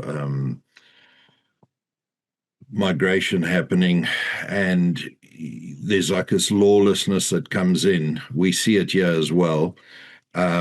And this whole view to how to deal with crime, it's almost like we don't want to deal with crime anymore. We don't want to punish people for doing things that they've done. So over here, we've seen they've instituted what I think is quite a racist system, in that based on your demographic group, you can only start sentences at a certain point. And if you're part of a particular demographic group, you have to allow for lesser sentences, which means that your people that are committing and reoffending regularly are actually getting off lighter and lighter each time. Yes. And it's a serious problem. And again, that comes from our labor side, which is very much like your democratic side. They instituted all those laws. So you end up with people that are criminals, people that are mentally unstable, sort of left out in the open and not being dealt with. There also seems to be an issue where in the years, when I was a lot younger, we used to have institutes for people who had mental health issues, and they would be able to go to these facilities and they would be able to get the help they need, or at least be in a place where other people can be protected from them. But this seems to be something that's gone away. It's as if, and particularly in New Zealand, they don't know what to do with these people. They used to put them in prison because they closed down the mental health facilities. Now they don't put them in prison anymore. So they just sort of left out there wandering the streets. And I think this is exactly where you will find situations like this, where you might climb on a train or a bus. You don't know who this individual is sitting behind you, and might respond in the way that guy did with the young Ukrainian woman. So it is a major concern. And like you, I do wonder if it is a mental health issue, if it's a demonic spirit that is really spread and brought on by substance. All this medication that people are being put on, Yes. I feel it just is impacting. I mean, there's studies that show what some of these medications do. And then you've got what we consider to be mental health issues being sold to the youth as acceptable. You can believe you're a cat, you can believe you're this, you can believe you're that. Correct. It's a serious problem. We actually, if we had to go around putting all the people that are struggling with mental health issues at the moment into facilities, there wouldn't be many people left on the streets. That is Yes. absolutely true. What has happened, obviously, is that the left has constructed a perversion of the judicial system where race and criminal insanity, mental health, become a defense for even the most heinous of crimes. Even the most heinous of, oh, the system failed him. He didn't get the medical, the psychiatric help he needed. The system failed him. That's why he murdered the person. He's the victim. You know what I'm saying? Or because a disproportionately large amount of the people in prison are Maori or are black or are whatever. That shows that the system is itself inherently racist, irrespective of the facts in each individual case. This is the left's game. And again, the elitists who run it are immune from it. They live in gated communities, private security. They don't care about these people. It's just a game they play. Yes. Davey, I just wanted to ask, I don't know if you had a chance to see the video of the young lady's murder, for lack of a better term, but you notice that right on her left side, there are passengers next to her on that light rail. Davey, let me ask you a question. Is the concept of a good Samaritan dead? Well, I'd like to say no. I don't think the concept of a good Samaritan is dead, but they are few and far between. They are very few and far between. It's kind of like, that school shooting a few weeks ago. I saw when I heard about the one kid put threw his body on top of the other kid to save the kid's life. There are still good Samaritans, but yeah. When you see an incident like this and just the inaction by others, that's just as disturbing almost as the act in a lot of ways. We are living in really lawless times. Everybody has become just concerned about self, and very disheartening times. But there are still good Samaritans out there. There are still good Samaritans out there. But this was a tragic incident. On the subway in New York, remember? He was a good Samaritan. Yes, so he was. A guy pulls out a knife, threatens passengers. He jumps in, and he's the one who gets arrested and prosecuted by Bragg, the district attorney in New York. There was a guy, an immigrant, an older guy in his 70s, who worked in a bodega. A bodega is a grocery shop in a Hispanic neighborhood in New York. And he was from the Dominican Republic. He was attacked at gunpoint by a robber. A black guy came in and robbed the bodega at gunpoint.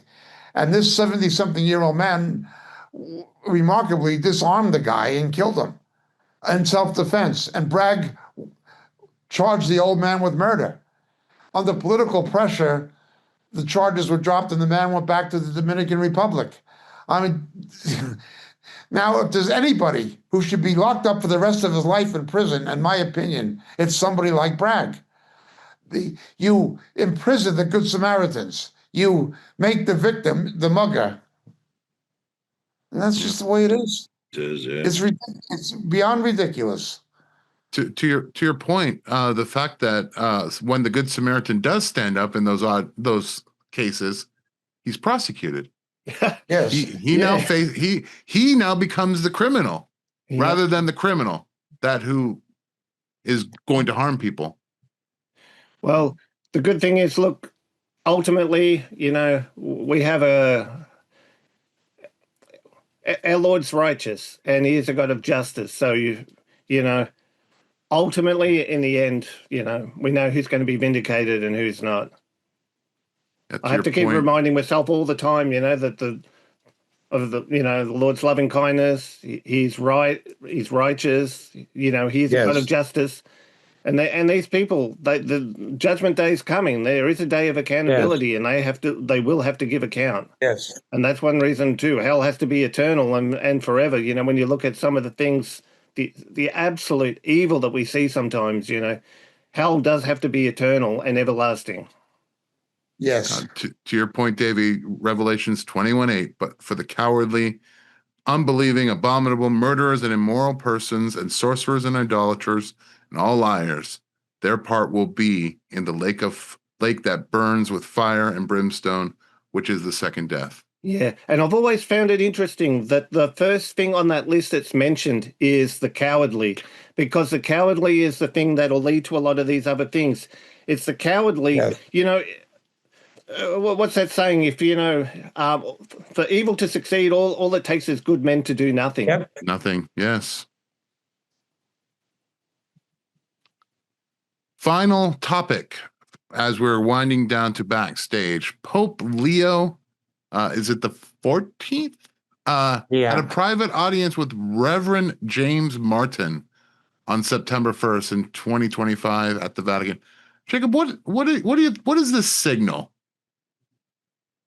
It signals the naivety of traditional conservative Catholics and how silly they are. It says in the book of Jeremiah, Babylon cannot be healed and it won't be. James Martin is a Jesuit, same as Pope Francis was a Jesuit. And he is a LGBTQ activist, pro-LGBTQ activist. It was his influence in part that persuaded Pope Francis, who's now dead, who protected pedophiles when he was the Archbishop and Cardinal in Buenos Aires, Argentina, to authorize benedictions to be placed on same-sex relationships, effectively marriage. The Pope did this. So now you have a new Pope, and naively, these conservative Catholics, and you see them on the internet, who thought that Francis was a bad Pope and they were glad to see the end of him, and they put their hope in this guy from Chicago, Prevost. Prevost, now calling himself Leo the 14th, was the province of the Augustinian order. Then he was the head honcho of the Augustinians. Any case of pedophilia or sexual abuse, child molesting perpetrated by a Augustinian went through him. He sent it to the Vatican. Nobody was ever reported to the police or to a district attorney or prosecutor. Nobody. When he was the bishop in Peru and in Chicago, both places, he protected pedophile clergy at the expense of not protecting the children. And that infamous story of the three sisters in Peru is shocking. Yet people think, oh, wonderful, oh, Pope Leo, we have an American Pope. The man is a worthless reprobate. He protected child molesters. He shielded sex criminals at the expense of not protecting Catholic children. Now he has met with Martin and is going to continue the pro-LGBTQ policies of his Jesuit predecessor, Francis, from Roger, whatever his name was, from Buenos Aires.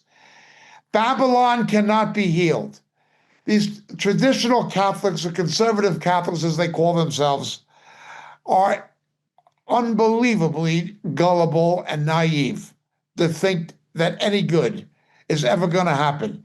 Oh, the Pope was going to restore, this new Pope will restore morality and traditional Catholic moral standards. No, he won't. No, he won't. He's morally depraved himself. Such it is. Pierre, let me ask you a question. What is Catholicism's reach in New Zealand? Do you see the same thing where now they're kind of going to the cultural left, even there with the Catholic Church affirming LGBTQ? Yeah, it's as big as anywhere else. There's Catholic churches everywhere. They still have a lot of support. I was actually speaking with someone last weekend, and they were telling me that what they've discovered, because this lady came from Catholicism, and she was saying that her family is still very much embroiled in it. But what they're finding is that they are redefining themselves as well to sound more Christians. They have a pastor, and they don't talk about their priest, they talk about their pastor, but they are very anti-Semitic, and they kind of align with the world in terms of what's good and what's current, and try and win people that way. So yeah, very, very similar to what you've seen elsewhere, and still hugely popular over here. They're doing the same as the Mormons, trying to repackage themselves with media relations to make themselves look biblical. Yes, I've seen a lot of that. Same exact game. And you have people who are biblically ignorant who just buy into it. But the real villains are so-called evangelicals who accept it. Yeah. Yeah. I'm gonna be a bit cheeky here, a little bit on the naughty side, but I mean, when you've got people like you've got great Catholics like Joe Biden and Nancy Pelosi and Anthony Albanese, it's kind of like what can you say, eh? That is the one thing that disturbs me about Mr. Vance. He became a Roman Catholic. You look at Candace Owen. When did she go off and become what she is? When she converted to Catholicism. It turned her into a wicked witch overnight. Demonic influence for sure. I don't know how else to explain it. You see the whole homosexual thing. Remember, in Catholic countries like Latin America, homosexuals were called maricones, very derogatory. Spain, Austria, Ireland. Homosexuality was not, it was in the closet, still in the closet. And the way homosexuals in Catholic countries would find expression for their homosexuality or lesbianism is to become a priest or a nun. If they were a nun, they'd go into a convent. They'd be in an all-female environment. They'd have their head shaved in a tonsorial rite to look like men. And the ones who were girly dykes would take a name like Sister Mary Elizabeth. And the ones who were masculinized dykes would take the name like Sister Michael Patrick. And if they were bisexual, they would take the name like Sister, Sister Rose Martin or something like that. That's how you would know which way they were swinging. Well, the priest the same. It was a socially acceptable form of cross-dressing. They got to put on vestments. They got to wear a cassock, a frock like a woman, in an all-male environment, and they would have access to children. So in Ireland, in Austria, in Latin America, that is what homosexuals had to do to find expression, an outlet for their homosexuality and lesbianism. Now that homosexuality is out of the closet, religious vocations have declined. The Moriel base in Ireland is in a place called Maynooth on the outskirts of Dublin. It's the Roman Catholic Seminary. You used to see it saturated, even in my youth, with priests and nuns and seminarians. Now there's none left. Why?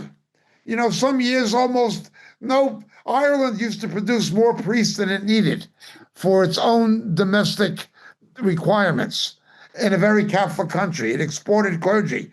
Not anymore. Why? Because homosexuality is out of the closet now. They don't have to become homosexuals.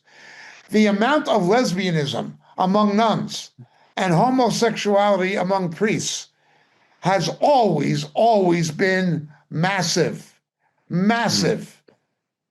But it was hidden. And we know this in part from priests and nuns who've got saved and have told the truth about what has happened. I think of Tuam, Ireland, in just one, according to the Ryan report, filed by the Irish government for the Dáil, the Irish Parliament. In just one, they found nearly 800 skeletons of babies. Yes. That were dismembered and stuffed down the lavatory into a septic tank. Just one. The Gardaí, the Irish police, reckon there may be as many as 10,000. It's, well, the Irish Catholic Church, the Catholic Church is against abortion. It's the murder of the unborn. Yeah, you're against the murder of the unborn. You believe in let them be born, then we'll kill them. That's what they did. That's what they did. And got away with it.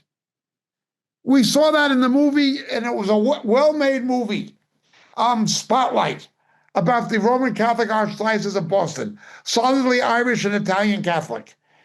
The priests and prosecutors were Roman Catholic, most of them. And so there was a collaboration and an organized conspiracy to protect pedophile clergy at the expense of not protecting Catholic children. But it's worse in Catholic countries, in Ireland, in French-speaking Africa, in Latin America, everywhere. It is in Canada. It's also the same issues raised, exactly the same, especially Quebec. Yep. In France, since the 1950s, there is 250,000 known cases just in France in one generation. 250,000 known cases. How many there are that are not known? Only the Lord knows. All right. With that, we've concluded our regular show. We're going to go to Backstage and have Jacob on the hot seat. I don't know if Pierre has any questions, but maybe we'll throw some his way, if possible. If you want to stick around, Pierre, or if you need to go, we understand. Yeah. No, all good. All right. So please stay tuned. We will be back in a few minutes.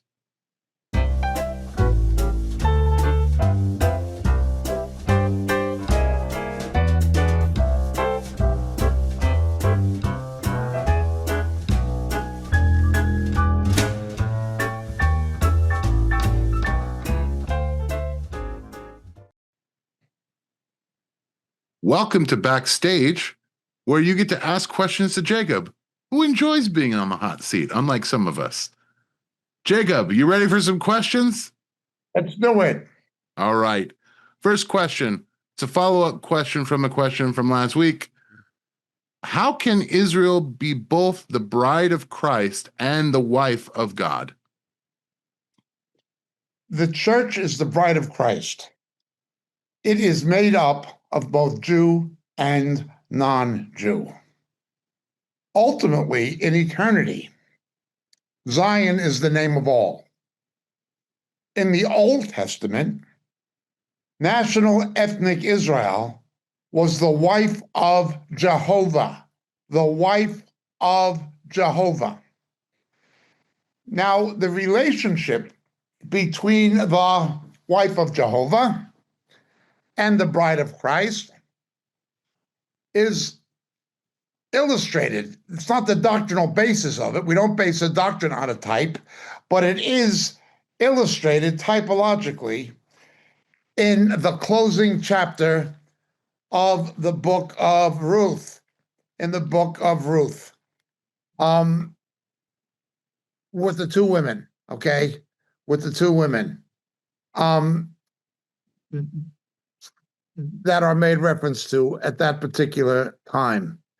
Let's just look at that in Ruth chapter 4, please. When the baby is born, okay, in Bethlehem, foreshadowing Christ,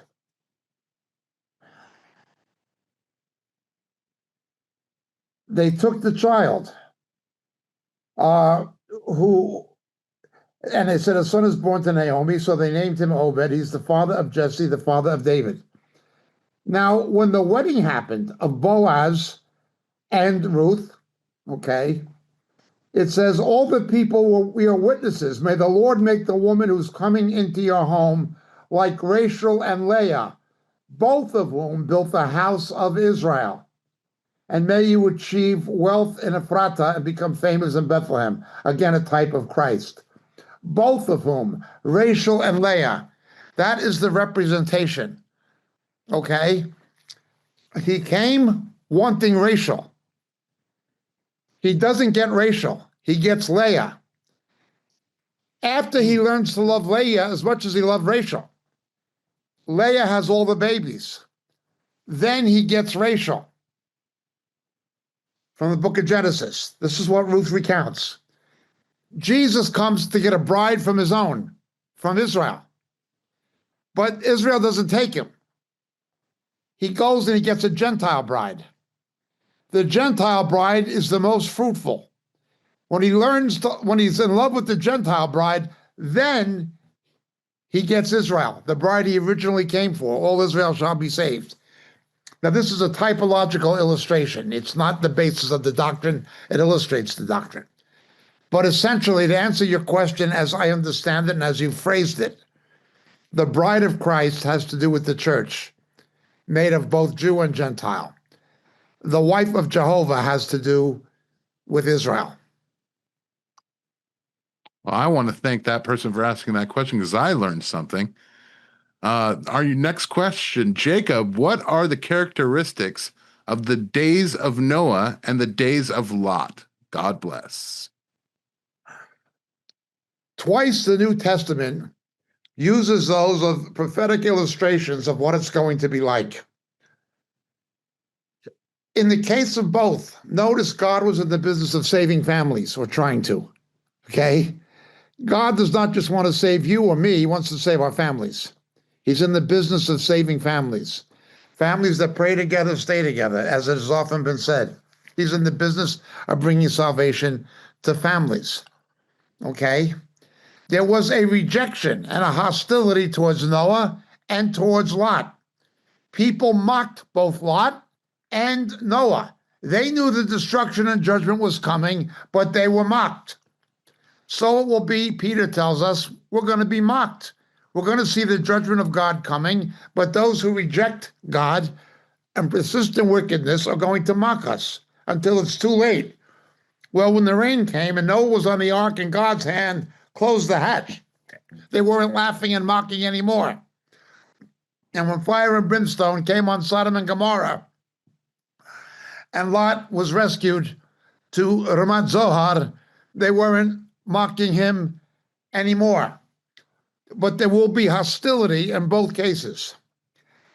In the book Harpazo that I've authored, which you can get to Amazon or Moriel or whatever, if you are so inclined, we talk about how every rescue narrative in Scripture is a foreshadowing of the rapture. The two main ones that foreshadow the rapture are Noah and Lot.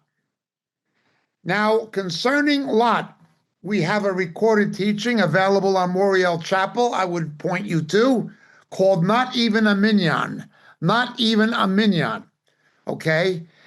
And when we recorded that, and we filmed it in Israel on location, actually, and the first time I think I recorded it was in Israel. I was addressing a Moriel group of pilgrims, and David Hawking's people at Ein Bokek near Sodom, where Sodom would have been. We don't know exactly, but that area, the southern tip of the Dead Sea at Ein Bokek. And I said then, this is 25 years ago, homosexuality is going to become more and more militant, violent, aggressive. It will not just be tolerance of them. You will have to subscribe to their agenda, and they will become violent and demanding to take children, to take you, to take where they went after the two angels. That is the way it is going to be before the rapture. The other is the days of Noah. But Jesus was emphatic, just as in the days of Noah. I recorded one version of this in Belfast, Northern Ireland, I recall. I'm not sure if that's the one on Moriel Chapel or not. But we talked about, I don't want to get into the Nephilim and all that stuff, but there was a demonoids. In the book of Genesis, chapter 6, you had these demons coming down to earth and copulating with human women. You are going to see some kind of a procreation of demonoids taking place before Jesus comes, the way it happened in the saga of Noah. Look very briefly at Genesis chapter 6. And I know a lot of people say crazy things and get taken into speculation and conspiracy theories about the Nephilim and so forth. But the Nephilim means to fall. No, fell. They fall down from the earth. The corruption of mankind, that the sons of God. Now we know from the book of Jared, from Jewish history, this happened in the days of Jared. They came down to Mount Hermon. And they saw that the daughters of men were beautiful, and they took wives for themselves, whomever they chose. Sexual copulation with demonic beings. Remember, Paul says we can entertain angels unaware. Angels can appear as men. But in Jude, we read, they leave their rightful abode. The Hebrew word for sex, the Hebrew word, not the Greek word, but the Hebrew word, translated into Greek, is mini. The word mini, sex, comes from the word mean, kind. He made them according to their mean, according to their kind. Having sexual relations outside of your kind, bestiality, is a perversion. So too, for the angelic coming in human form, having relations with humans, it's something outside of the kind. There is a reason that in black necromancy and Satanism, we know from people who were saved out of it that the initiation rituals can involve surrogate sex with the devil or with the demonic. Again, going outside of your mean, outside of your kind. Mini was meant for your kind, not going outside of it. This kind of perversion, even taking on a demonic manifestation of the perversion, is something that is going to happen before Christ returns. I've been convinced of this for 30 years. I hope that answers the question. Thank you, Jacob. Next question. When and how does the partial hardening Israel and the Jews cease? Is this related to the Gentiles showing mercy? The Gentiles showing mercy to Israel as a testimony has to do with provoking them to jealousy. Why do you love us? Why do you have something we don't have? Well, we have it because we believe in the Messiah, okay, the Jewish Messiah. That has to do with provoking them to jealousy. The heart not being hardened anymore, the removal of the hardness of heart, is Zechariah chapter 12. They will look upon me who they have pierced, and mourn as one mourns for an only son. The rejected, crucified Messiah is the one who comes to save them. That is when the hardness of heart is reversed and removed. Thank you, Jacob. Next question. Are there any works of Art Katz or Dave Hunt that you would recommend? I'd recommend just about everything Dave Hunt did. He was pre-trib, but he was very tolerant of the fact that I wasn't, and it was not a big issue with him. I would certainly say The Seduction of Christianity was his first book, and it's a good place to begin. A Woman Rides the Beast is another. Absolute, and his book on Calvinism, What Love Is This? I like all of his books, but if I was going to recommend three, those are the three I would recommend of Dave Hunt. Art Katz's main book is Ben Israel, and it has to do with his testimony. Art Katz, he used to listen to my teachings, and he used to tell people in his place up in Minnesota to listen to me and stuff like that. I knew people who knew him, but I did not know him face to face. We just knew who each other were. But I did read his book called Ben Israel. Art had a belief that I partially agree with. He believed Israel, modern Israel, because of its unbelief, would be destroyed as a nation and then reconstituted in faith. I disagree with that. I believe Israel is only regathered to the land twice, based on the prophecies of Isaiah 11:11 and certain other passages that are references to it. But he was right. These people, Christians, who have a love for Israel and a recognition of God's prophetic purpose for Israel, but it's based on emotion without good theology. And there's many people like this.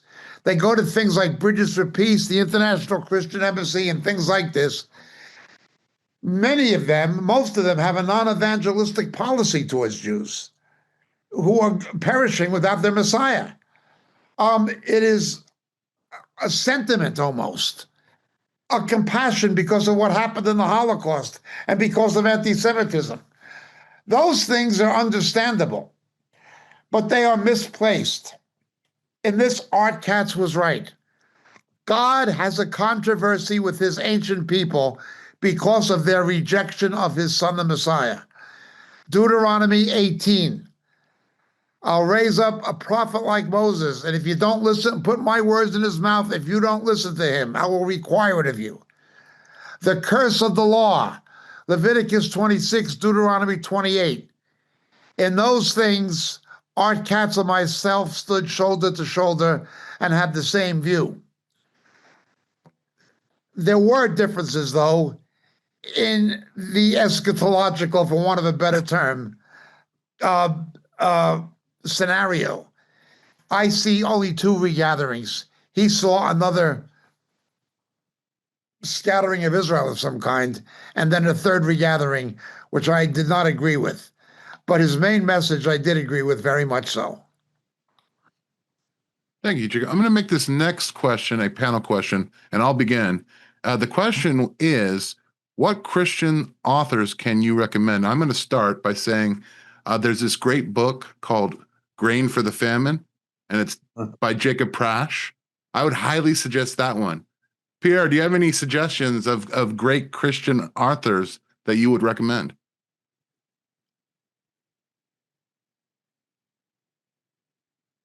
You're muted, Pierre. Apologies. Can you hear me now? Yes, hear you now. There's a few that I read. I'll grab one. Yep. I do have Dave Hunt's books as well. I like to read some of the historical stuff of Josephus. And then I've got one here, which I'd like to share as well. Let me just get it.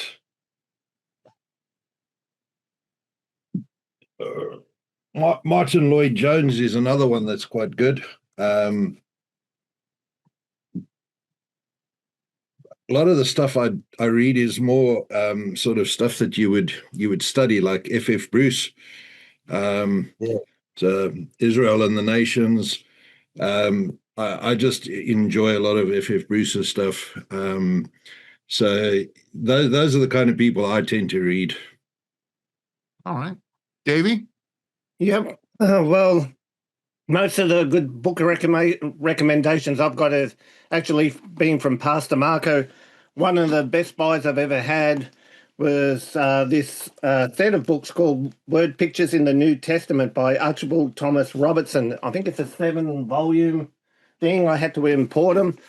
Love them, especially because I don't know Greek or that, and this really helps with Bible studies. Warren Wiersbe, I've got his Strategies of Satan. Also got his commentaries on the Old and New Testament. They're a good resource. Yeah, I like Dave Hunt. Of course, Jacob's books. I love Shadows of the Beast, Harpazo.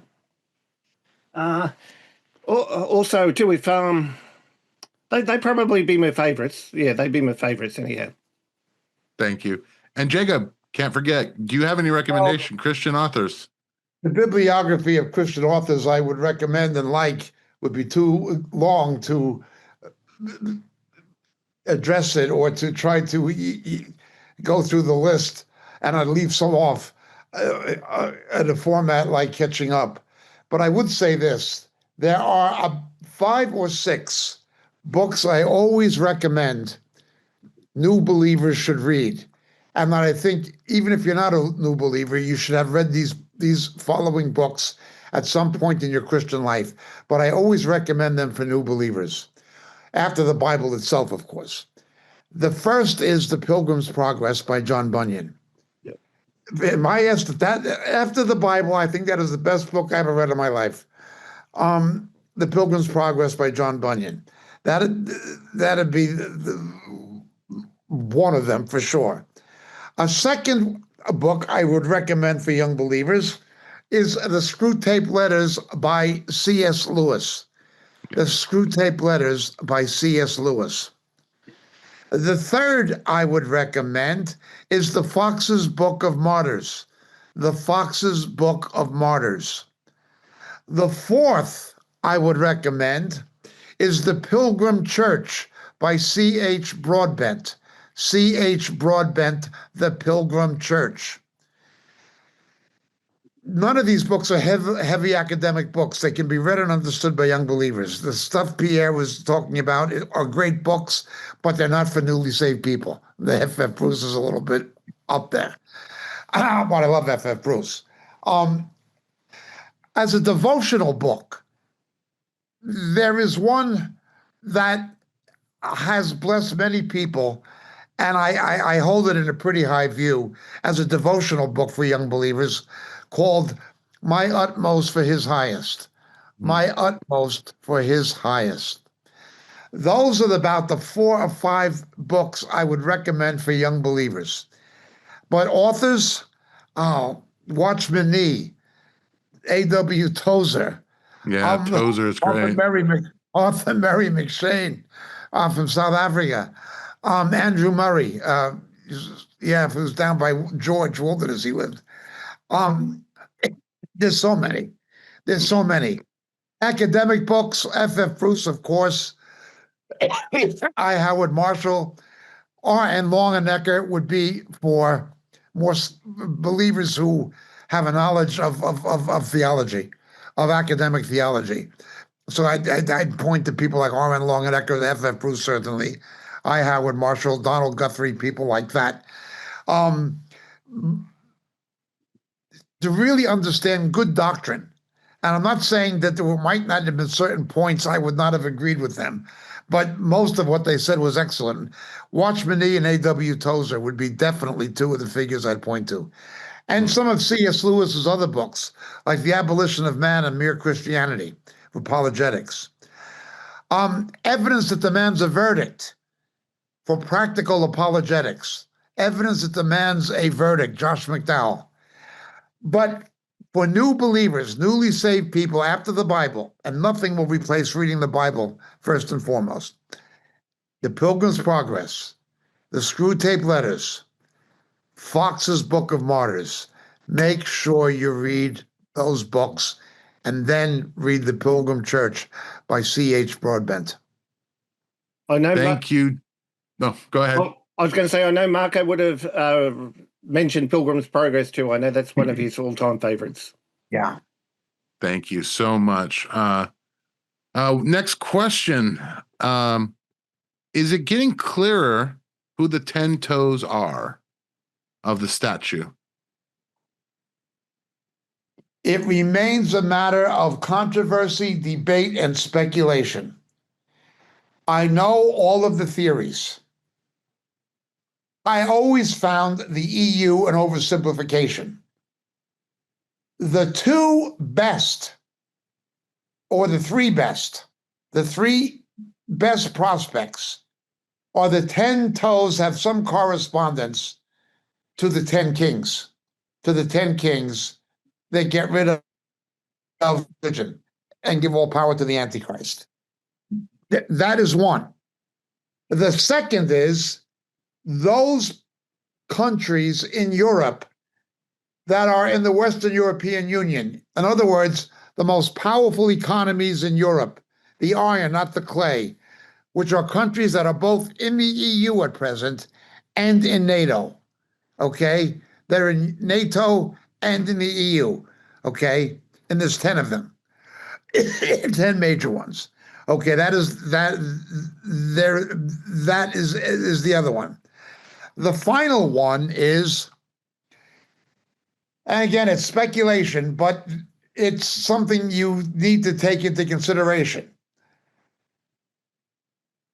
Hard to prove, but 10 global power blocks like NAFTA, like the EU, like the OAU, Organization of African Unity, like the Southeast Asia Economic Zone, the 10 global trade blocks. That would be another possibility. So those are the three leading possibilities. Okay?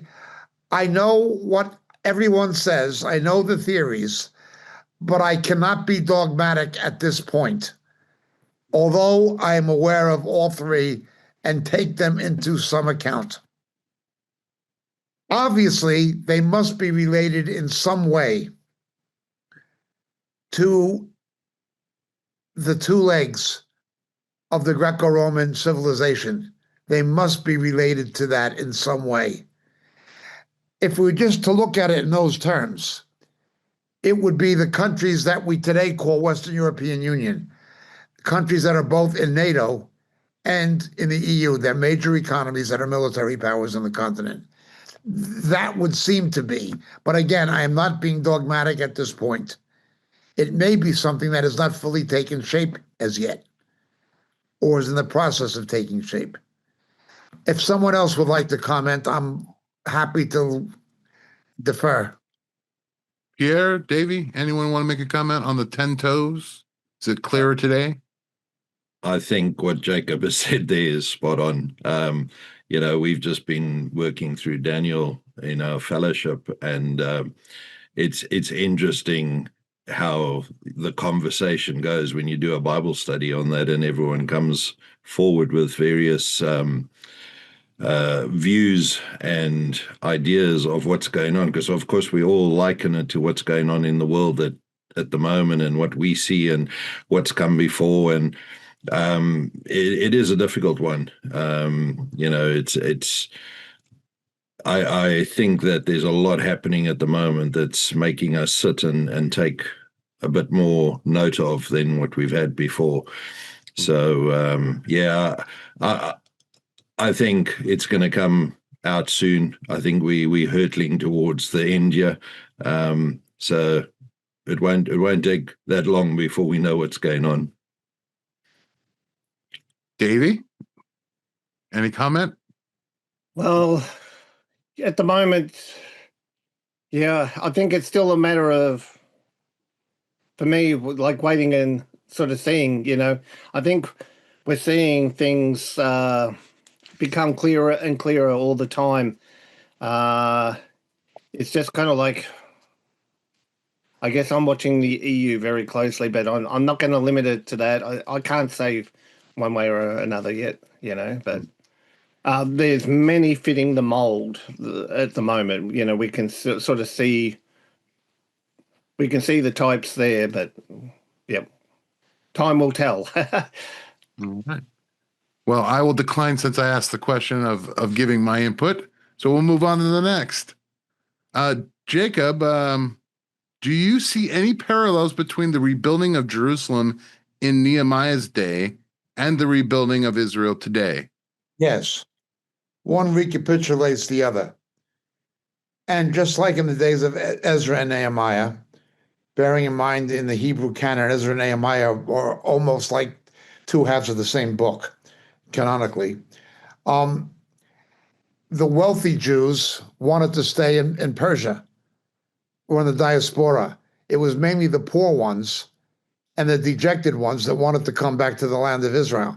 And that is something that has very much happened with modern Zionism. Absolutely. But also the devastation of Jerusalem itself and the Temple Mount, temple not being rebuilt. That very much parallels what you see in Nehemiah and in the book of Ezra. One is a foreshadowing of the other. Remember Isaiah 11, chapter 11, verse 11. The Jews are only regathered twice. The first time is after the Babylonian captivity, in the days of Ezra, Nehemiah, Haggai, and Zechariah. The second time is now. So one foreshadows the other and will, to some degree, recapitulate the other. Yes. Another factor is, if you read the book of Ezra, a major problem was intermarriage and assimilation. It was not a racial issue with God, but it was an issue of they didn't have the same God. They didn't worship the same God. The intermarriage factor was threatening the Jewish demography. And definitely intermarriage is a major threat to diasporic Jewry now. That is another point of contact or common element. Jacob, this one is a little bit difficult just because I'm not quite certain what their view on, orge or phalipsis is, where they draw that line. So I'm going to ask the question, but keep in mind this might be a person that might be pre-trib, it might be post-trib. When Jesus comes for the saints, we are not here for God's wrath, but we are also not in the current heaven, paradise, because we get resurrected bodies at the rapture. So are we suspended in the air until after the wrath, and then Jesus comes back? Remember, there'll be a new heaven and a new earth. The eternal heaven will be one to which Satan has no access. As we see in Job, Zechariah, and Revelation, he has access to the present one. He's the accuser of the brethren. He accuses before the throne. In the new heaven, he will have no access. There will be a new heaven, as there will be a new earth. The present place we call heaven, the Greek would be Uranus, but it's called paradise. Paradise. That's where it is, paradise.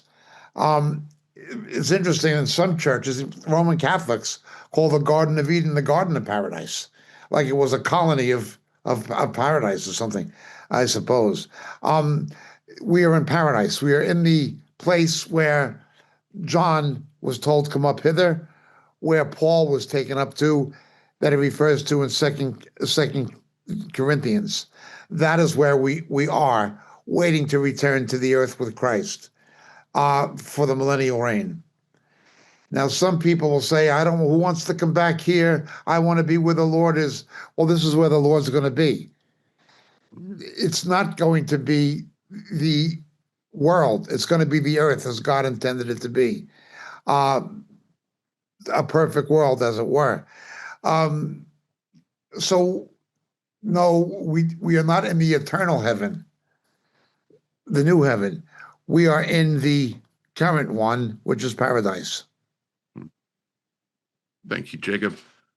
Next question. A website called Jezebel got some witches to call down curses on Charlie Kirk before his demise.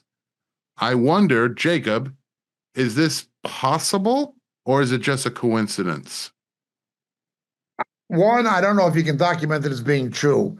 When a major world event happens, or an event of major consequences takes place, particularly if it's on an international scale, all kinds of stories and myths begin flaring up and rumors begin flying.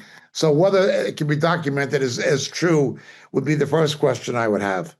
Secondly, even if it were true, I don't believe that they could have killed him with witchcraft. Nobody dies unless the Lord allows it. You understand? Nobody can give up the ghost unless, believer or non-believer. Nobody. If a believer is martyred or killed, it's because God allowed it. An act of witchcraft or an act of Satan cannot do it unless God allows it. Ultimately, life and death are in the hands of the Lord. But I wouldn't be caught up in speculations about such things. All right, last question, because I want to save question 11 for Marco next week, because I'm just that kind of guy. Last question.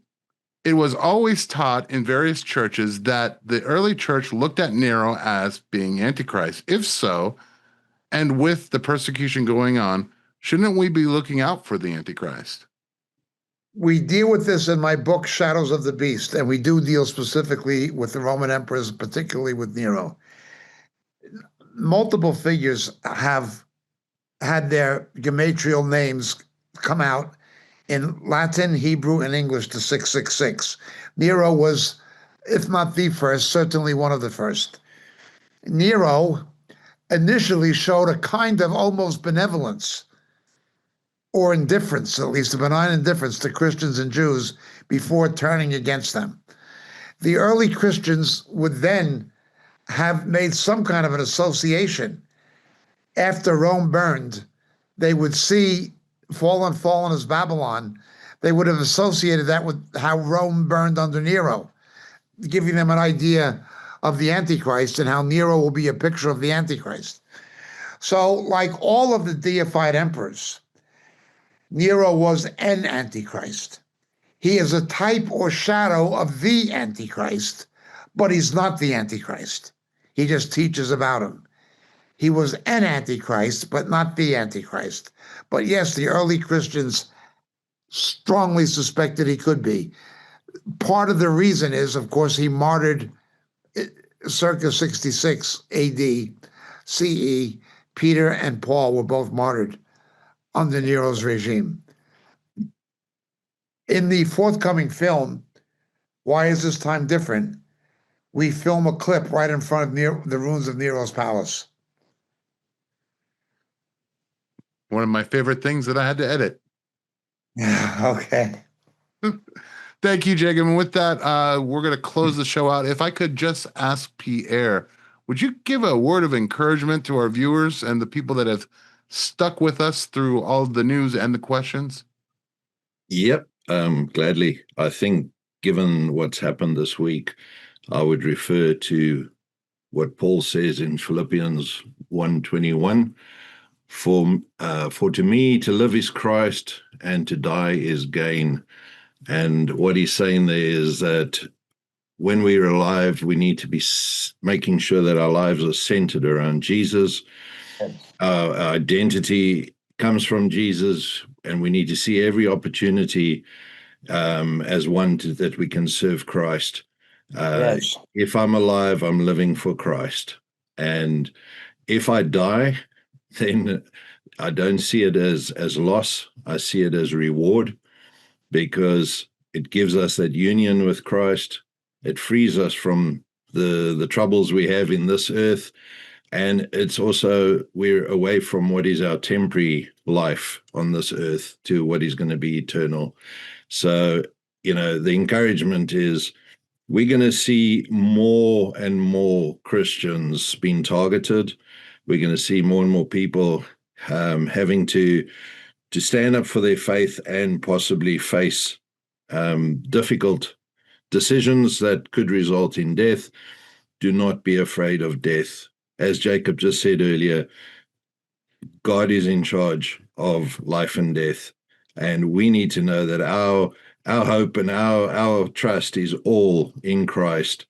And we should be encouraged to stand for the faith and not be afraid. Yes. Hello, and thank you for watching Moriel TV.